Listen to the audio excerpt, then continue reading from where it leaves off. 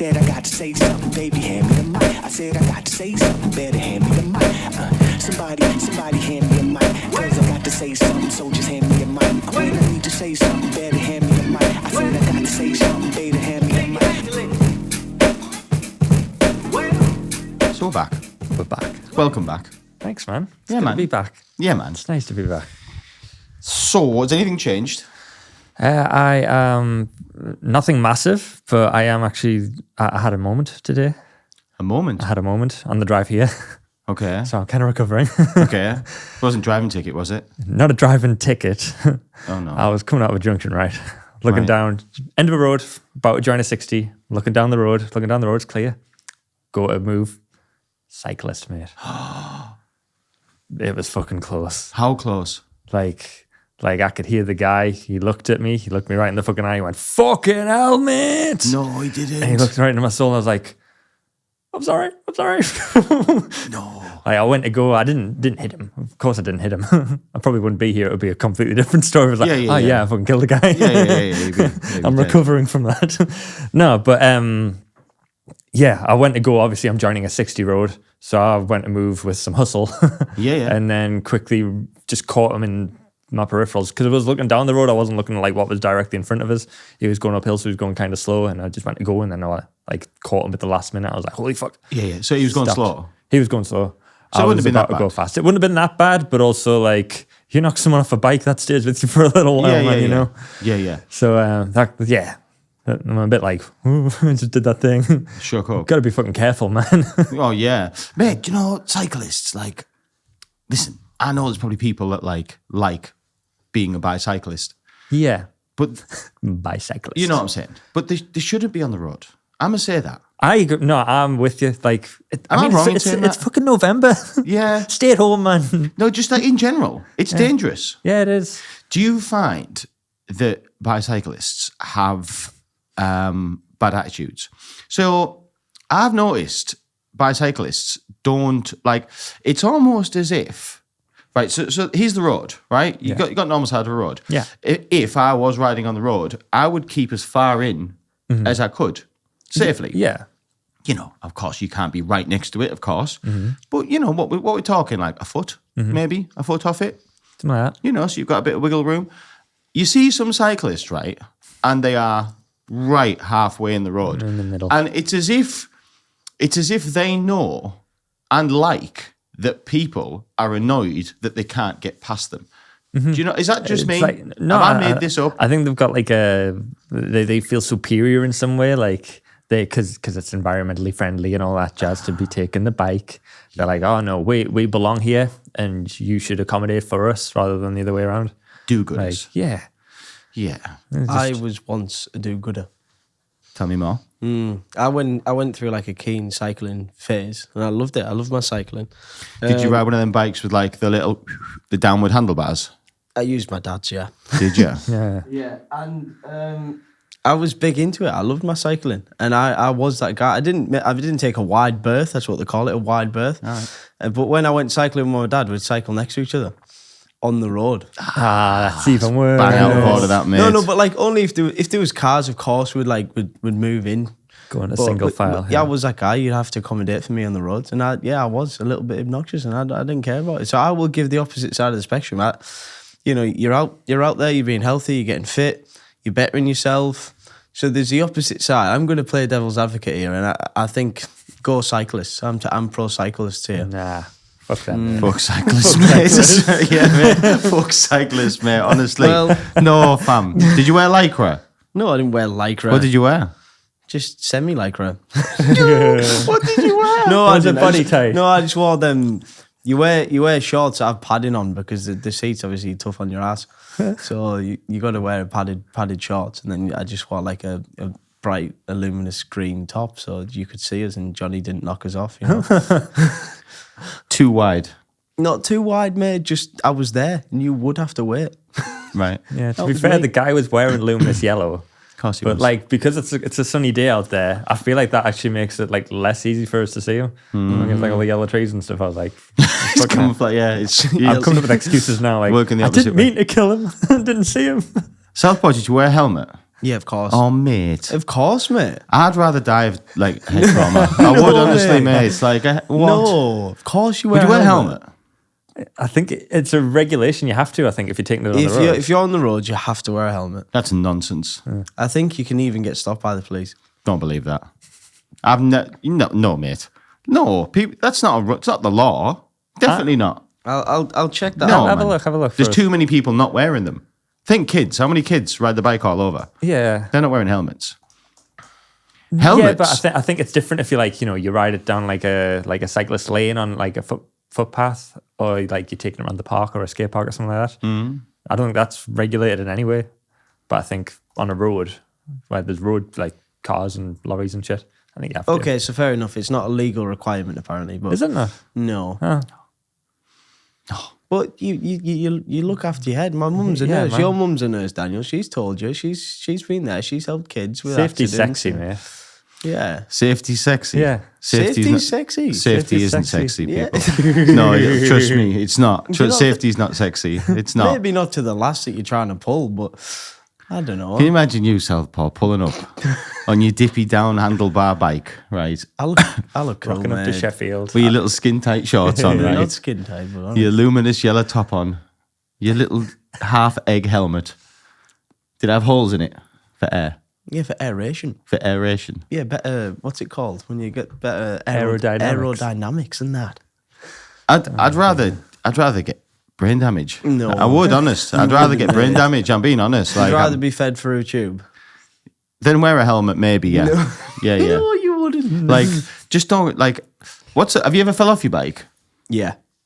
Oh, I didn't think you'd say that. But this was like early days. I was on my paper round and I was trying to be that cool kid. So my mum would always force us, Louis, it's icy, it's winter, make sure you take your helmet on your paper round. And I did. But I always like got out the street, took it off. It's like, oh, I'm too cool to wear a helmet. I'd sometimes even stash it, but I hadn't stashed it this time. And then there was this one time where I was coming back from my paper round, smashed it off, brilliant, all was well. Was flying home, get ready for the school and all that. And then went over this puddle, it was a bit icy, and then went flying on my ass. And this old woman came over, helped me, bless her. And she just went, oh, yeah, your helmet's on your handlebars. Why weren't you wearing it? And I did hurt my head. I was all right, I was fine, I'm still here. You survived, yeah? Yeah. Survived, mate, lived to tell the tale. No but tubes. I just said, oh, of course I'm not wearing my helmet. No, no. And then since then I was like, yeah, just wear your helmet. That's my side of the cycling scenario, mate. It's a different world. I mean, I'm sitting here saying safety's sexy, but I wouldn't wear a helmet. You want to know why? But then again, I also wouldn't ride a bike. So No, no. Not with a quiff like that. No helmet for you, John. no. No good for your hair, Wouldn't go would back it? the same. Yeah, I'd have to get one of them like really tall ones with like hair space, so it doesn't ruin it. Sometimes when I wear a helmet, I actually get better like hair. I don't know why, Helmet but you get like helmet hair, it comes up all like curly and like it's a bit sweaty, and then you get into a coffee shop because that's what cyclists do. You stop for a coffee, like if you're cool, You go to a good coffee shop. have a little scone or something and that, just fuel up, and then little in between, and yeah, that's what you do, mate. It's you wear your helmet and you get cool hair occasionally. Right? It's a different world. It's not something that... Never got into cycling. Listen, when we were kids, I lived on a bike. You know, with a hel- BMXs and... No helmet though. No, mate. No, Yeah, no. no, same. No. Your mum not go divvy at you? No, my mum would tell me, don't you dare wear a helmet. No, she wouldn't. Yeah, not being she a would. nurse, I don't believe that for 1 second. Yeah, mate. Yeah, I never... Really? No, there was... No. That No surprises helmets, me. mate, no. Kids didn't wear helmets where we were from. No. No. Listen, I ain't from Noga Heto, do you know what I mean? I'm just from a Yeah. normal estate in the town, but no such thing as helmets. Mental. People who wore helmets, there was always people that wore helmets, you know? Yeah. But they were different to us, you know? They weren't kids, they weren't young people. Yeah. They were, I suppose, you know, I always saw proper bicyclists wearing helmets. Yes, I did. Always, with a little lycra on and stuff like that. The enthusiasts. The they do, enthusiasts, yeah. But, oh, man. Yeah, for us, it was like, if you're like 4 years old or something like that, you wear a helmet. My first bike and that, of course I do. Once I just had the stabilizers off, but nah. No. No. You ever come off the bike bad? Oh, yeah.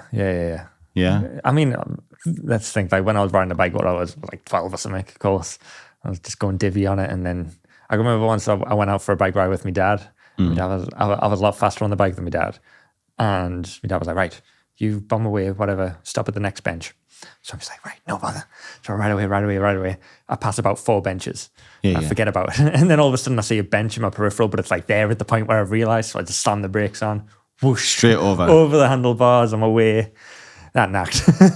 I remember when I was a kid, my friend lived on a building site. Sorry, let me repeat. It's a new estate, right? You know, a new estate's getting built. Obviously, you get a lot of, we used to call them mud hills. I don't really know what they were. Yeah. It was a big mountain of... Where they've dug shit up and just left it in a big mountain. Yeah. Yeah. And going up this mud hill was like I guess it would be like a tractor track. I guess they'd been like pushing stuff up it. So it made like quite a nice swooping road. Do you know what I mean? Yeah. And what's something you find on building sites a lot? Pallets. There's a lot of pallets on building sites. So we took it upon ourselves to put 2 and 2 together, obviously. You built yourself a little ramp. Yeah, this is, course. I say a little ramp. It was nothing far of suicidal. And I don't know what came over me. It was nighttime as well. It was decided that I was the one that was going to do it. And, you know, everything seems bigger when you're a kid, but like this mud hill seemed as big as a 2-story house, right? It wasn't just a little thing. It was, I'm painting you the picture here. It's a mound of mud the size of a house, right? Huge. This big tractor track going up it. And we'd built this ramp and it was, I'm not talking about like 2 foot high, 5 foot high. No, mate. We found this plank of this big sheet of like wood. It was like bendy, like floppy. One of them. Not like that. And it was quite impressive. You know, I'm saying maybe the ramp was maybe the size of this telly. Yeah. With this great big board going up it. Could have been the size of this table. Yeah, this is what I remember. This sort of thing. And yeah, well, I think you know where this story is going. That I decided that I was going to do it. And it was actually my mate's BMX. It wasn't mine. He had something called a Diamondback. Old people know what a Diamondback is. I don't know what a Diamondback is. It was a BMX of the time. It was a cool BMX. Nice. Yeah, so up I go, you know. I felt like I was in the heavens, as you can imagine. You know, it was windy because birds were there. You know, it was that high. That high, yeah. Yeah, and watching out for aeroplanes and that shit. There was a big group of people watching, you know, showing off. Once you're up there and you get the peer pressure from your peers, you can't bottle it. Oh, no, you can't bottle it. And yeah, well, the story goes, you can imagine, I set off pedaling like anyone's game, you know, reaching grand speeds of about 30 miles an hour, hit this ramp. It worked. I can remember like a piece of time whilst I was in the air. I can remember like stages of being in Was the it air. like falling like an Inception where they're just falling for age? Yeah, I remember being up high in the air and still having hold of the bike and actually looking down at people, looking down and seeing everybody just staring with the mouths, like no one saying anything. Everyone everyone just staring up as I just ET'd it across the sky. You know what I mean? ET'd it across the sky and all was going well. You know, I was on the bike, I had hold of it, was going to land, and I hit the floor and the bike just snapped in half. The bike just went dish, and I obviously hit the deck. God knows how no bones were broke. No. I cried, obviously. I cried like any, 16-year-old lad would. Yeah. Just handlebars straight to the face. Yeah. It was a mess. I didn't lose no teeth, didn't break a bone. Hailed as a hero. Nice. Yeah. But yeah, the guy, Paul, whose bike it was, he was cross-like. He had to carry the 2 pieces of his bike home. Yeah. But I didn't wear a helmet. No, Didn't wear a helmet, mate, no. And he was fine. And honestly, in that circumstance, that helmet wouldn't have done anything for me. No. It would have just made it look worse. You know what I mean? You know what I mean? Like, what's a helmet going to do when you've ET'd it? Yeah. You know?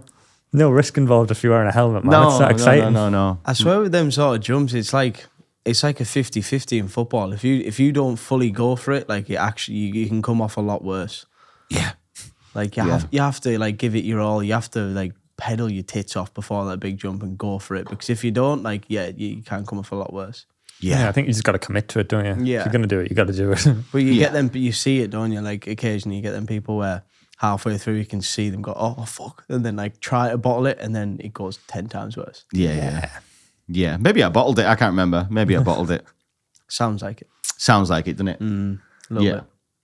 It was a bad day for me. Yeah.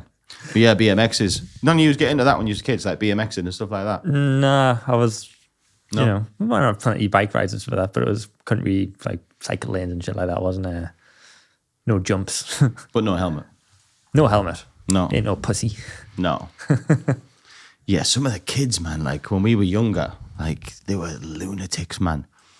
I can remember like I felt like the kids when I was younger, like we had like acrobats.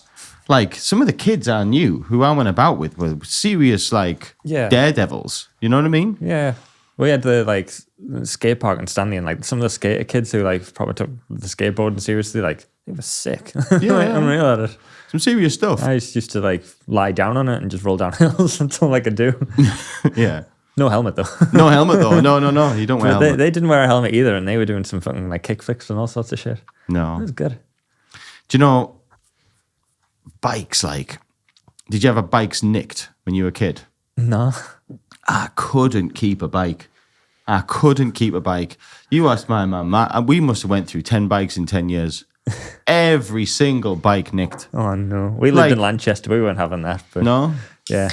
Mate, it was serious, man. Like, bike nicking was off. I've had bikes nicked out of shops, like outside of shops. That was 2 or 3 times. You know, where you lay your bike outside, you go in the shop, you come out, no bike. Oh, man. 2 or 3 times. Shed broke into 2 or 3 times. You know, hell. you just get up in the morning, That's shed a doors fucking gone. home robbery. That's Yeah, mad. yeah, basically, yeah. I remember this one time, there was this traveller kid, I think he was. That's what he was known as. I mean, looking back, he might not have been. He might have just been a tour rag. Do you know what I mean? Just an arsehole. Yeah, like he was smaller than me as well. Like he was a kid. I got taxed by a kid. You know what taxed means? Like stolen, like something robbed from you. Yeah. Just taken off me. Like he You just were took right it off there. me. It's like, You I'm know? having this. Yeah, yeah. See you later. Just took it, and then I remember him like riding it and being like, you know, like following him, like come back. And first he was just give me my riding bike it, back, please. and then he got faster, I got faster, and then it turned into like a chase. But I'm not catching a guy on a bike. Yeah. Yeah. So I remember the end of that story, right? This is how off it this was. It literally just came back to me there. I chased this guy, but obviously he was ahead of me. And I got to this street. And as I got to this street, I seen this kid wheeling my bike into a house, right? Wheeling a bike into a house. And then me going down the street and the door shutting. And that was the last I saw my bike. I never saw my bike You think, again. oh, I'm going to knock on the Mental. door here and get Yeah. my bike back. You just thought, oh, that's that then. I don't remember if I told anybody. Like, I don't remember if I Was dared. that like a pride thing? Or? Maybe. But I lost that bike. Oh, fucking Yeah. hell.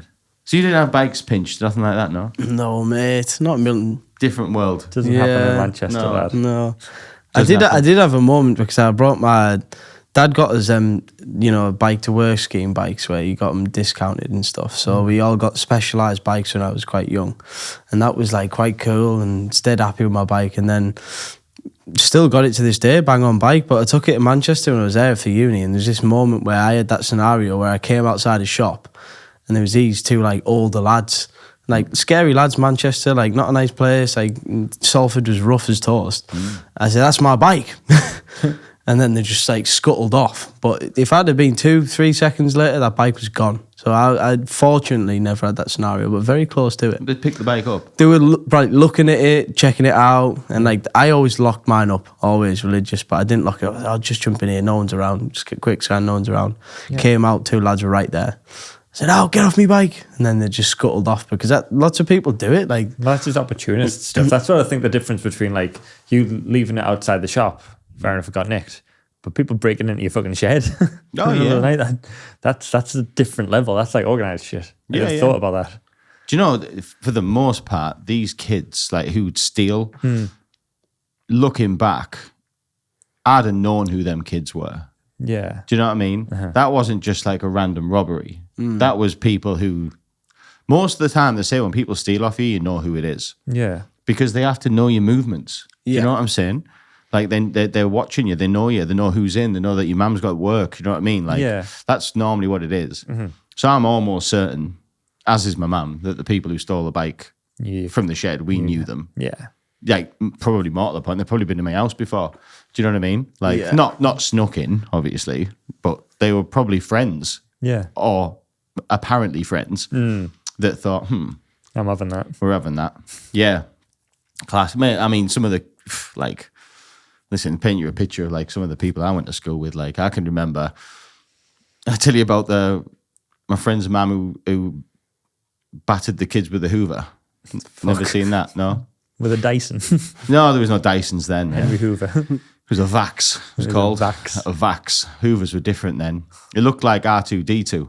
Right. You know, like... One of them No, jobbies. C-3PO. Is he the one that looks like an upside-down bin? No, that's R2D2. R2D2. Yeah. So Hoovers used to look like R2D2. Yeah. Like that.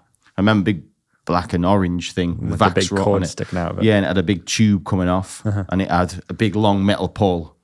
You know what I mean? Yeah. It was a Hoover of the 90s. Do you know what I mean? And she used, the mum used to take the pole from the Hoover. To whack people with them. Yeah, and batter the kids. Yeah, batter the kids with the Hoover. Yeah. Brilliant. Sounds That like was the a guy that had the pound telly. Loving family. Yeah. It was fun though. It's fun. Yeah. God, scallywags. Yeah. Yeah. Did you ever get bad with the Hoover? I think I was quick. I think I was a You quick got out of the way mover. quick I enough. would have been, yeah. The smaller kids got it, you know. Unlucky. Yeah, that was an interesting house. Yeah, it was an interesting house. Yeah, your schools doesn't sound like a bad school to go to, really. Are your All neighbourhoods? right. Well, to be fair, like most of the kids who would be the nicking a bike sort, they, got the bus to Stanley from Lanchester. So like they went to school in Lanchester, but then they went back home to Stanley. Yeesh. And that's where bikes get nicked. In Stanley. Oh yeah, that's a rough place, man. I never been to any of them. Oh, Stanley's like, you drive through and people are trying to nick the tires off your car. Man. Really? It's horrible. It's one of those. It's one of those, yeah. Yeah. I'll probably get in trouble if people are watching it who are from Stanley because they'll be like, no, I'm fucking proud of where I live, mate. And Yeah. you can be, but I won't be there. No. One pair of shoes between the family, that sort of stuff. Yeah. You ever see anyone at school with odd shoes? I don't think so. I did. Oh, no. Yeah. I remember this one kid, bless him. I mean, he didn't have now, bless him. I can remember him coming in one day and he had like a size 5 Adidas on one foot and a size 7 Nike on the other. Fucking hell. Yeah, man. No. And that wasn't even an accident. That No, was just no. That's all he had. Oh, Yeah. Yeah, like, man. that's funny, but also like a little bit sad. Yeah, it's a little bit sad too, man. yeah. Like there's a tragedy gone on there. Yeah. It was- You can imagine what's going through your mind when you're getting up, you're getting ready for school and that, and you look down at what shoes you're going to put on, and it's like, it was just two odds, yeah, you know. they're my shoes. I mean, it's better than wearing no shoes. I guess so, yeah. Like if you had the choice between no shoe or just one shoe. Yeah, I wear odd shoes. You I wear would. shoes, didn't you? You know? Of course. It makes sense. It's genius, really. You know? A lot of people might say, I'm just going to wear one shoe. Yeah. I'd maybe just go one shoe. Well, I'd just go no shoes. You could just go no shoes. Yeah. Yeah. It'd be a wild day at school. It's like, kid just didn't have shoes. Yeah, man. That was real, man. Yeah. Fucking Well, hell. he did not have shoes. He had shoes. Yeah. They just didn't match. You know? Yeah. It was just from two different, worlds. Yeah. You know? At one point, he had a good pair of shoes. Yeah, someone probably did. happened to Yeah, them, someone did. Yeah, someone did. Or somebody else has the other two shoes, and they're also wearing odd shoes. I remember this one girl, we called them Nike Air Jerusalems because they weren't made by Nike. They were just like wooden sandals. Right. I don't know. So not Nike Airs at all. No. But obviously kids are mean. Yeah. You know, so we call them Nike Air Jerusalems. So she had, it was terrible. Like somewhere along the line, like her parents had decided to send her to this rough comprehensive school with white socks on and Nike Air wooden sandals on her feet. hell. Yeah, that didn't go down well, as you can imagine, with a long pleated skirt. Yeah, it was That's quite the look, that. yeah, it was bad, man. It was bad.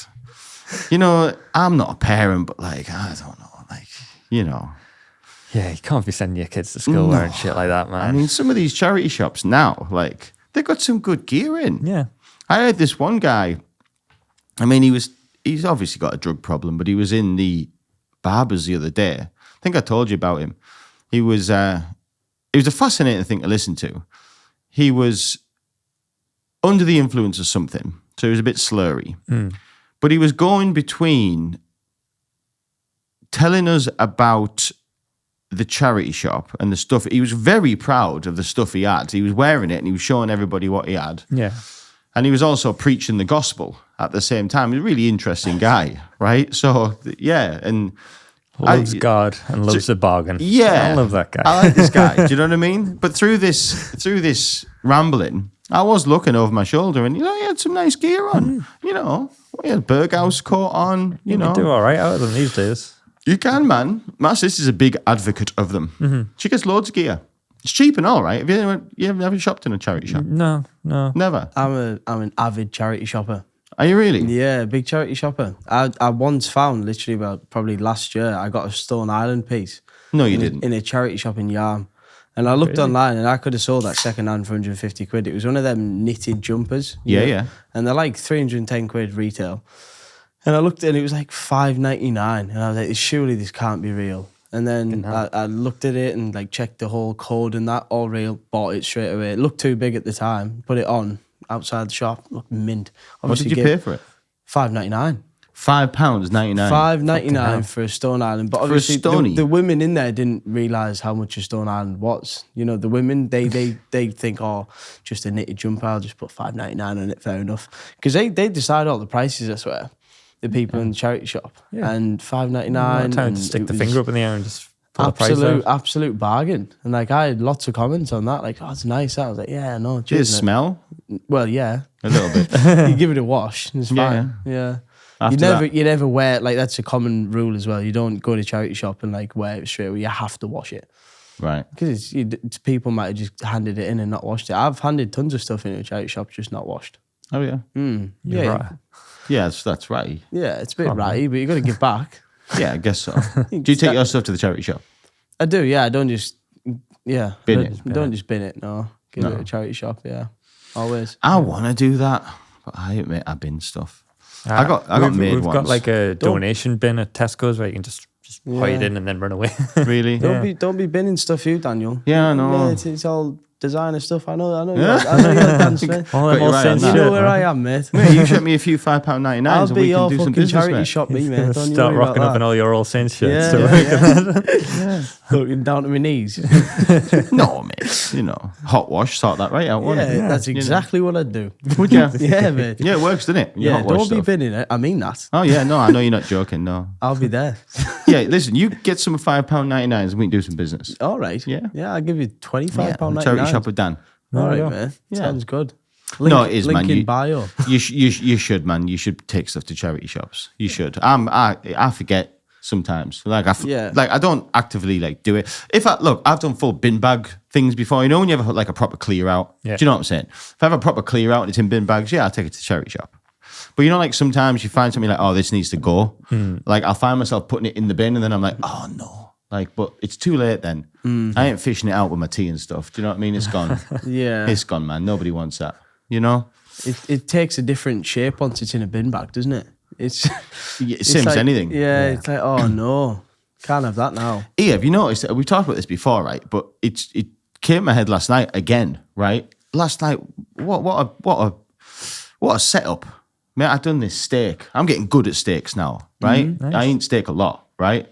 I was a rookie at first. You're Didn't know doing what the I was meat doing. diet, aren't you? Yeah. Which has its problems in itself, which I will get to, which is a bit vulgar, but we'll go down this route first. How come, right, when your tea's on that plate, when you've cooked it, you literally are salivating. It's that wonderful, this food, right? Uh-huh. But when you've finished that food, that same food is on that plate, but it is horrendous. When you scrape that food in the bin, When you're going to do the dishes and that. what's that about? And it's the same food. Yeah, I don't get that. It changes from delicious to you don't even want it on your finger. No. Like last night, I was scooping my tea in the bin and a little bit of meat juice touched my finger. And I was literally like, oh God, no, oh God, like washing it under. And I'm thinking, you've just ate it. It's all over your You've chops. just ate this. Weird, isn't it? What goes on? Why is that? I don't know, but I fully get you. In it though. Yeah. Yeah, It's yeah, true. It's weird as fuck. Think takeaway food even more so. No, not for me. Oh mate, have you ever had an Indian food? and then like you finish with your Indian food. Like, mate, I'll smash an Indian the next day, me. you love a warm up, don't you? I love a warm up. Yeah, love a I'd do warm-up. that. I'd do that. Nah, man. No. That's not okay, man. No, I do feel like it's two types of But people. I think if I leave it out to the side, knowing that I'm going to come back to it the morning afterwards, I'm fine with it.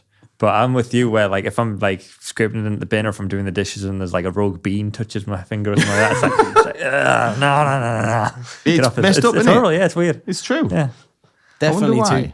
two types of people in this world. There's like people who instantly can't touch it, like takeaway wise, and then there's the me and Johnnies of the world who will quite happily go back to it the next day. Nothing better for me than a cold pizza the next morning. Well, pizzas get a pass, actually. Just get it. Yeah, Pizzas get a pass, I think. I would say so. You know what? On the pizza thing, I think if it was a pizza, you know when you get the Sainsbury's pizzas Yeah. and you put them in the oven yourself, I'd feel better about eating that the next day than a takeaway one. You guys don't know who's touched them pizzas, you know. Listen, I worked in Pizza Hut once and in Domino's. No way. Oh, fam, I did it all me, mate. for, Around the block. for a whole week. No. Pizza Hut was years, mate. Domino's was months. Really? Mate, I was about that life, mate. I was a pizza guy. No I way. worked in shop. I delivered it. Mate, I could knock Did up you get a to make the pizza. pizzas? Huh? Did you make the pizzas? Yes, sometimes. Nice. I say you make them. It's all done for you. Yeah, Do you know what I mean? Like, I didn't do the doughy bit. So I'd go in the fridge and there'd just be stacks and stacks and stacks of pans with the bases already in. Right, okay. The order would come through. You get the order, and everything's out in pots. You know what I mean? So you get your round tray, but get your size. Tomato puree. Tomato puree, All You that just jazz. space it out, put it on the thing, and it just slowly goes through the oven. Do you know what I mean? And it just comes out the other side. It's on like a conveyor belt. You get what I'm saying? Yeah. Wow. It's easy. You know what I mean? But listen, right? I'm telling you now, right? It ain't all clean, you know. Really? Like, nah, man. People ain't washing hands. I don't care what anyone says, man. People ain't washing hands. What- You think some little 18-year-old kid is bothered whether he's picked his nose or been for a piss and washed his hands? Do you think he's bothered, mate? Oh God, yeah. Little dribble of wee on his hand? No, he's you're, not bothered, you're mate. probably right, aren't you? He's not bothered, mate. He's just not bothered, mate. No. So how was Domino's though? Like as a place to work? What was that like? Busy. Yeah. Busy. Yeah, I When can I was imagine that. doing Domino's, it was in its heyday. Like, I don't think Domino's is the force it used to be. I certainly I just love a good Domino's, like. Yeah.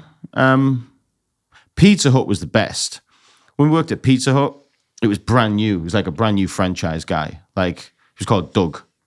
You know, I don't get it. It was like franchisey stuff. Do you know what I'm saying? Pizza Hut used to be called Doug. New. The boss was called Doug. Oh, right, okay. So I was like, what the fuck? he owns Never heard franchises. of that, yeah. Do you know what I mean? He's Got like a it, got it. franchiser. Right, okay. What are they called? Franchisees. Yeah, franchisees. Yeah. Whatever. But Doug had Pizza Hut deliveries. That was I don't know if it was like a different like brand. It was called Pizza Hut Delivery. You know what I mean? We didn't have a restaurant. It wasn't a restaurant. It's just delivery. You get me? Got you. Yeah. But it was all like logoed up and stuff. We all had the Pizza Hut tops on and stuff like that. Do you know what I'm saying? Yeah. But that was fun. That was great, man. Working at Pizza Hut was great. It's fantastic. Doug was never there. It was just ran by kids. Do you know what I mean? Like the manager was like 19. Like he didn't care. Like we were just eating everything. We were just getting high all day. Like it was just literally like people were selling weed from the pizza shop. Yeah. Do you know what I mean? It worked in two ways. Obviously, the best type of weed delivery is like pizza delivery drivers. Think about it. Like it's the best cover. Do you know what I mean? It's true. It's literally the best cover because you have people coming and going. He's like, you know, there was always like 5 or 6 drivers on at night. It was really busy. You know what I'm saying? It was like flat out all the time, full of kids, everyone getting high, you know, dropping weed off, people coming to the pizza shop. Oh, yeah, good times. That was Pizza Hut. Great shout. Yeah, this is, you know, I'm not saying anything bad about Pizza Hut. I'm sure that's, I'm sure it's a great company. I'm sure that doesn't count for everyone. I get your point though. Like, fucking hell, you don't really know what's going on behind closed doors in them delivery places. Like, there's all sorts of ratty shit going on that you just don't know about. Ignorance is fucking bliss, right? Yeah. I'm not gonna pretend that I don't know that it's gonna be ratty as hell in that pizza shop that I'm Yeah. ordering from. I remember but that is not gonna put me off my fucking food. No, man. I'll slap that back. No bother. What you don't see don't hurt you, right? Exactly. Listen, I remember I worked for a Chinese delivery. I did a lot of delivery driving when I was younger, right? I was a big takeaway delivery person for like 10 years. I've worked in them all. Big in the delivery It was game. my full-time job. Do you know what I mean? That was like that was how I earned a living. I laid in bed all day. It's a life of a stoner. It's great. You think about it. yeah, that was your favourite thing, driving stoned, wasn't it? Yeah, driving stoned. Driving high was amazing. So coinciding that with earning money, fantastic. Yeah, but you can earn good money doing pizzas, like doing any takeaway delivery, because people think you get an hourly rate first, you get £2 or £3. This is back in the day, £2 or £3 per drop off. I'm sure it's more now, but you got tips. Yeah, even 15 years ago, I could walk away with £100 per night. Do you know what I mean? It's good money. Sound. And you do Thursday, Friday, Saturday, Sunday. You've earned a week's wage. Do you know what I mean? But I remember there was a Chinese place I used to work for. And, nothing against the Chinese people. But in the back, there was children. Like you get the benches, right? So like, have you seen a Chinese kitchen before? So you get, Are these kids working? No, they were sat underneath. Oh. Yeah. Oh. Like toddlers. Like, mate, it was mad. It was just normal. But looking back, like, it seems strange. So you get all these people. Now, they were there illegally as well. They didn't speak a lick of English. And these men, like, chucking woks, like they do in Chinese. And they'd be, and they'd be flying about, phone would be going. And the woman owner was called Amy. She spoke perfect Geordie. Right, so she had a proper Geordie accent. I thought that was what you were doing there. I'll read Dan, like that. And then she'd be like, you'd be like, whoa, you didn't expect it. This little 4-foot Chinese woman. And then she'd go in the back, and they'd always must be from Jarrow then. Yeah, from Jarrow, yeah. But yeah, they always sounded like they were arguing. And when you see this, sometimes I'd have to go in the back, right, to like get stuff or help them with stuff, like. And you'd go in the back and there'd be all these men, and then but if you looked, so like there'd be these metal like benches, you get them in kitchens, like metal benches, and there'd be like, lots of food going on, bags of deliveries, you know what I mean? The ovens are over there. I mean, the cookers are over there. Yeah. Underneath the bench, there's another level, and there'd be children there. Yeah, children, Chinese children. And they were like, I had clothes on and stuff. Do you know what I mean? They weren't like babies. They were like clothes. But they'd just be sitting like underneath, like playing with toys, like talking Chinese to each other. Yeah, man. But do you think that was like a... It was just normal. That's, Just, probably normal to them. They weren't sad. I remember there was like a little boy and a little girl. And like sometimes I'd be stood there waiting for the order. And I'd look down and the little kid would like smile up at me. You know what I mean? And I'd go, oh, yeah, all right. And she'd just stare back at me and just keep playing with a toy, just in the kitchen. Yeah. Yeah, so that's what's going on in your Chinese takeaway, people. Do you think that's like a childcare thing, or? Well, yeah, I assume it was probably just theirs. a family business. They probably live there as well, So it's probably just normal for them. Look, it doesn't out for your hygiene rating. No. No. Little kid picking his nose, flicking it. Sway, see you later. Lands in your chicken fried rice. You're never gonna know. You're never gonna know. I remember one night, right? Oh, mate, that's awful. This happened one night. This is how I know that something was, I'm sure they were illegal. Because I remember one night, so it was just a normal night, it was like a Thursday. It was like 10 o'clock at night. I was sat in the car outside the shop, just mind my own business, playing on my phone, blah, blah, blah. And I just heard, like, and I looked up and I seen one of the cooks running, right? Running across the car park and away. And I looked and down the side, there was a police car. Right. So I don't know what had gone on, right? Because he wasn't getting chased by a policeman, but he ran. He was escaping. He was running. And then obviously I stayed in the car for a bit because I didn't know what was going on. And then after about 10 minutes, Amy used to ring me, the woman. Okay, we have order. Oh, no, she was Geordie. I read, we got now, and I'd walk in and this cop car was still there. And I walked in and got my order as normal. And I just, carried on with my order. But obviously the police had come. And that's what I can imagine. The police had come and he wasn't, whoever he wasn't supposed to be there. Oh, God. But he shot off he shot off. Trippy. We never knew the end of that story. Who knows? No, we never knew. Who knows? We never knew. I can piece it together though. Wanted man? Do you know what I mean? Yeah. Maybe. Could have been. But he ran. Could have been in the country illegally. Could have been anything. Yeah. I never seen him again But it's amazing what you'll overlook if you just want some good scrum. Listen, yeah, man. Yeah. You got back in the car, Biff, to drop the delivery off. Easy work, well. man. Yeah. Easy work. Yeah, get my tip. No problemo. Yeah. Did you get good tips? Good tips. Best one was Little Fat Buddha. obviously I worked this out. The higher the order, the better the tip. Right. So like I worked once for a normal takeaway. I forget its name. It was on North Road. It was just, your low end kebab shop. Right. You know what I'm saying? Average order value like £5. Back then a kebab was a £5, £7, £10, £12. That was your orders. Right. Mate, I can remember like £12.70 in that and people waiting for the 30 pence. Do you know what I mean? Like zero tips, right? God. But then Pizza Hut and Domino's, good, higher order value. You know what I mean? Pizza's like tenors, 20 quid. So like your orders were like 40 bars, 50 bars, stuff like this. Decent tips.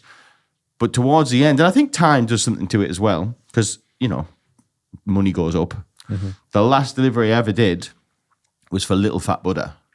That's I guess it's I don't know if it's high end, but it's a more expensive Chinese type shop. Yeah. Do you know what Little Fat Buddha is? No, but I get the vibe. Yeah, it's Little Fat Buddha. It's like I think it's like a chain. I think like the top end of Chinese. Do you know what I'm saying? Yeah. You can do a wanna in there easy. You can do 100 quid easy. I had Little Fat Buddha a few weeks ago, and I spent 100 quid, and I didn't go divvy, just because it's called Asian tapas. You know what I mean? So it's not like. You're not just getting like, what's it called? Like chow mein. Yeah. You're getting like loads of little pots. Got you. Do you know what I mean? Yeah. But you order like, I think I ordered about 12 things. It just seems like a lot. It's not, it's all like picky. Do you know what I mean? You could eat, two men could eat it. Do you know what I mean? We could eat 100 quid's worth easy. Right. It's meant to be nicer. But yeah, man, those tips were div. Div tips. I remember because you were going to posh estates. I mean, Newton Ford, £100, £100 takeaways. You're talking no divvies. Do you know what I mean? We're talking people who've got some dollar. Yeah. I can remember going to these houses I didn't even know existed, like these fancy streets, like people not even bothered about the tenors and I'll just keep that, mate. And like a tenner a tip. Yeah, I can remember walking out of that with like 200 quid in a night. That's fucking class. Serious that. dollar, mate. Yeah. You knew they were the real deal because they were the only people who paid me into my bank. I was on a payroll. Do you know what I mean? Yeah. So you got your tip money and your drop off money on the night. So you get £200 cash, but then every 2 weeks you get a wage for the nights you'd done. So every 2 weeks you were seeing another couple of £100. Good money. Yeah. So how does that work then? Do they like cover your petrol and then they also cover a flat fee per hour, or What are we talking about for Little Fat Buddha? no? Just in terms of delivery driving, like how do you actually get paid, and is it worth it? Well, we'll take Little Fat Buddha out because they're an anomaly. That's a different setup. Your normal takeaway guy, you go there and they start you off with a float. That's normally what happens, right? Your Pizza Hut and your Domino's, they gave you a float. Right. Now you give this float back at the end of the change. It's just yeah. So they give me like 25 quid in change, right? Now that 25 quid that would maybe be my wage for, you know what I mean? Like for the night or something. So how you paid is, you start off at 6 o'clock, right? And each one's different. It can be like £2 a drop, £3 a drop. It's always normally around there. So every delivery you take, you're earning 2 or 3 quid, right? So let's take out the tips for a minute. Just keep it basic, right? So let's say in 6 hours, from 6 till 12, I've done 30 drops, right? And I've got paid £3 a drop, right? So I've got 90 quid there, right? At the end of the night, when you're finished, he'll go and say you've done 30 drops, right? But he'll take off the 25 quid that you had as the float, Right, got right? So then you're walking away with 65 quid. He'll pay you 65 quid. Right. You get me? That's for your drops. So you've got your 65 quid. You've also got whatever tips you've got on your different hand. Let's say an average night you've done 30 quid in tips, 40 quid in tips. You know what I mean? So you've got 100, 110, 115, something like that. You've done about 20 bar fuel, 25 bar fuel that night. You have to think, you're not going that far. And we're all driving little 1.2 litres. We weren't driving 5 litre Mercs. Do you know what I mean? Everyone was flying around in courses. And yet, Darlow's not a massive town, so you're only ever going 1, 2, 3 mile. And when you do a drop in big, busy shops, you're not just doing one at a time. You take them in threes normally, 2s, 3s. So you're going out on like a round. Like you get a person in the shop who's like planning the orders. Do you know what I mean? So he's like, oh, that's Firth Moor way, so you'll do a Red All and a Yarm Road. He's trying his best to keep everybody close. Like there'll be kickoffs sometimes. If somebody took 2 orders and one was this end of the town, one was that end of the town. Do you know what I mean? There'd be like fights over it. Yeah. Like, no, mate, it's like, I'll do this one and this one. Do you know what I mean? Yeah. Good order people, good like in-house guy, he can like plan it. Obviously, it's relative to the orders you get. If there's only 2 orders to get and one's here and one's here, it's tough shit. Do you know what I mean? Yeah. But on a busy Saturday night, it's going div. It's going crazy. Phones are going mental. People are ringing up, going off it. Like, the busy shops, you know what I mean? So, yeah, you can make some money. The only problem is that everyone forgets about cars need fixing. So your car, mate, every month, it's doing it turns into a taxi. Do you know what I mean? Like, stop, start. Like, you end up doing some damage to your car. You think one night of delivering is like 2 weeks of driving in a normal life. 3 weeks of driving, the stop, start. Yeah. So you're literally like proper like speeding up your car problems. So you got to take that into account. Like every back to month, bite you after a while. Yeah. Every month you're going in the garage. Every month, you know what I'm saying? But yeah, delivery driving. That's a thing, man. No, I'm quite interested in this. So you were delivery driving for a while. You've done a wide range of jobs. Let's delve into a couple of the life of Daniel Brown for a second. Some rad jobs I've had. Yeah, well, no, you started there. How did the whole sales thing come around? When did that start? Accident. Just I was 22 or 3, something like that. I think kept getting sacked all the time. Obviously, I was still doing Kept scanning all them pizzas and that. Yeah, like through all these years, the takeaway driving was like something I'd always like have. You know what I mean? So through this time, I wasn't just doing that. I was doing other jobs. Must have had about 50 jobs. Did everything, tried everything, got sacked from everything. Do you know what I mean? And literally just, again, one of the, I was with a girl at the time and there was a cutout in the paper. That's what it was. It was in the local, the free newspaper. Just a company just looking for sales agents. At the time, I'd just been sacked from it was called Orange EE. Oh, yeah. That was the first time I've been in an office before, you know what I'm saying? I was terrible at it. I was in upgrades. You ever worked in one of them before? No, Misha did it for a while. Brutal, Fucking hated it. Yeah, terrible. I was no good at it. I was just giving people free phones and stuff. Like, I just didn't know what I was doing. Just, you get under pressure. Do you know what I'm saying? Like, you'd have somebody in your ear, they're kicking off, you just want a phone. There's stuff you're supposed to... It's kind of sales though, isn't it? You're supposed to guide them towards the crap phone, basically, is what you're supposed to do. You're supposed to try and give them crap tariff. Like, right. But like, in the end, I couldn't be done with the chew. So I was just, what you want? Yeah, okay, there you go. Right. Just give them what they wanted. But obviously, it's all monitored and tracked. Anyway, so there was a free newspaper. I'd been sacked a few days before, and girlfriend at the time said, why don't you do this? And before I knew it, I was in an interview. And they said, have you got any sales experience? Nope. No. None. But obviously I wanted the job, so I was on blag mode. Do you know what I mean? I wanted the cash. It was very exciting, the job. It was like, when I'd never seen a job advertised like this. It's like, they say like on target earnings of, and they were like flashing like 40 grand and 50 grand around on this like advert, basically saying if you sell loads, you'll get paid loads. Yeah. So being an idiot, I'm like, oh my God, I can get 40, 50 grand. Do you know what I mean? Like, that's a lot of fucking money. I'd never seen money like that before. So I really wanted this job. And yeah, so I blagged them, and a couple of days later, they gave us a ring and said they'd give us a chance. Give it a shot. Yeah, man.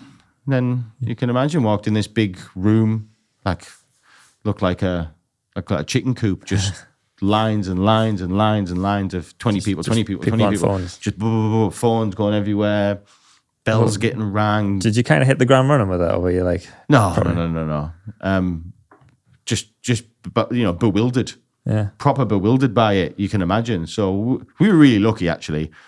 We went through, this company we fell out in the end, me and this company, big time.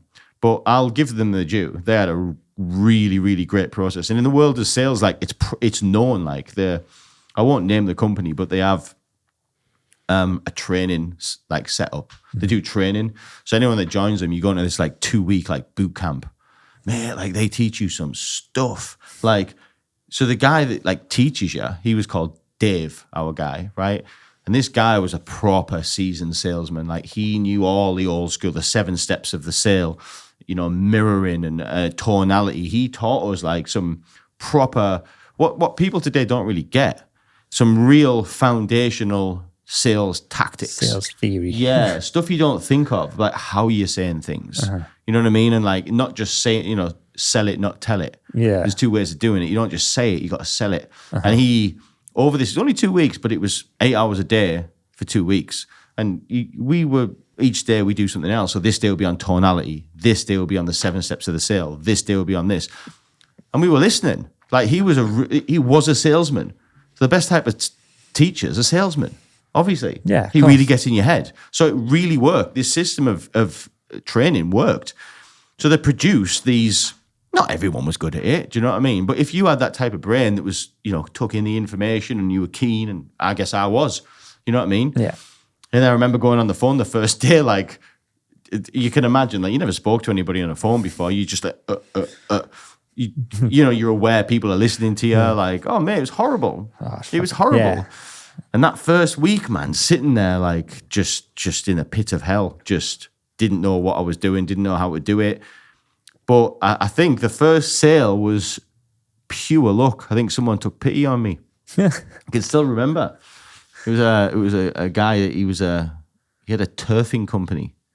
Right. So he sold turf on wholesale. So his company, basically, he's got land, right? Yeah. He's got fields and fields and fields, and he grows grass, right? And he sells the grass. And he sells the grass to landscape Sounds gardeners fucking in boring, Wales. that, Yeah, yeah. It sounds dull Yeah, as it grows itself, though. Yeah, yeah. It's good business. I still remember him. Listen, shout out to Royce Turf.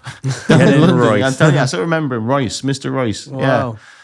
And I feel like I rang him, and I feel like I was doing the worst job of selling him this advertising space. And I almost remember him just being quiet, just listening to what I was saying. And then he started asking me about me. He was asking me who I was. And I was like, yeah. So this product I'm selling to and he just kept quiet. He'd hear me out and he'd say, so how long have you worked there? And then in the end, he took me off and I was just like, yeah, mate, listen, my name's Dan and I'm 23, mate. And in the end, he went, all right. So he said, how much is this thing that you're selling? I'm like, 250 quid, mate. And he was like, right, all right. He said, do you want me to pay for that? And I yeah, yes, yeah. We'll do this for you, And he just went, shh. He was just like, he said, have you got a pen? and he says, right, I'm going to give you my card. And he said, all right, see you later. And I get a receipt, Warner. Yeah, get a receipt. Yeah, get a receipt. We'll send it in a bit. Yeah. And he said, all right then. You have a nice day, Dan. And just put the phone down. And I remember sitting there looking at this piece of paper, like I could see these card details, and then my manager would come over, and the sort of culture when somebody sold, especially the first sale, what a carry on was made. Yeah. You can imagine, mate, 150 people. He was like a hype man, this guy. He's called Lee Taylor. Anyone knows who Lee Taylor is. And he would be walking up and down all day, making things, Dan Brown, £250, that is. And everyone in the room get up and laugh, and he'd be ringing bells. It'd be a right carry on. Yeah, and his first sale, he announced it to the room. And then everybody claps. And you just feel this thing come over you, and you're just oh my God. Then you're doing the sums, you're like, I'll get 10% of that. And you're thinking, never. 25 bar. And you're thinking, And you start doing the sums in your head. And you're thinking, so I'll do a few more of them. I got 100 quid. This is still in the day where 100 quid was a lot of money. Do you know what I mean? On top of your wage. Yeah. So then, a couple of weeks had passed and a few more started dropping in. You know what I mean? And started thinking, less nervous and stuff. And you're looking around the room and you're seeing these other people, these flash people. Yeah, and there'll be some of them veterans who have just broken out lots of money. Veterans, mate, and they sat on a special table. They sat on a special table out the way. They had suits on. Ooh. Yeah, man. Yeah, they lived different lives to me. They were having champagne. They were hailed as rock stars. Oh, yeah. No good for an affluent young mind to be seeing that. You know what I mean? That's very toxic.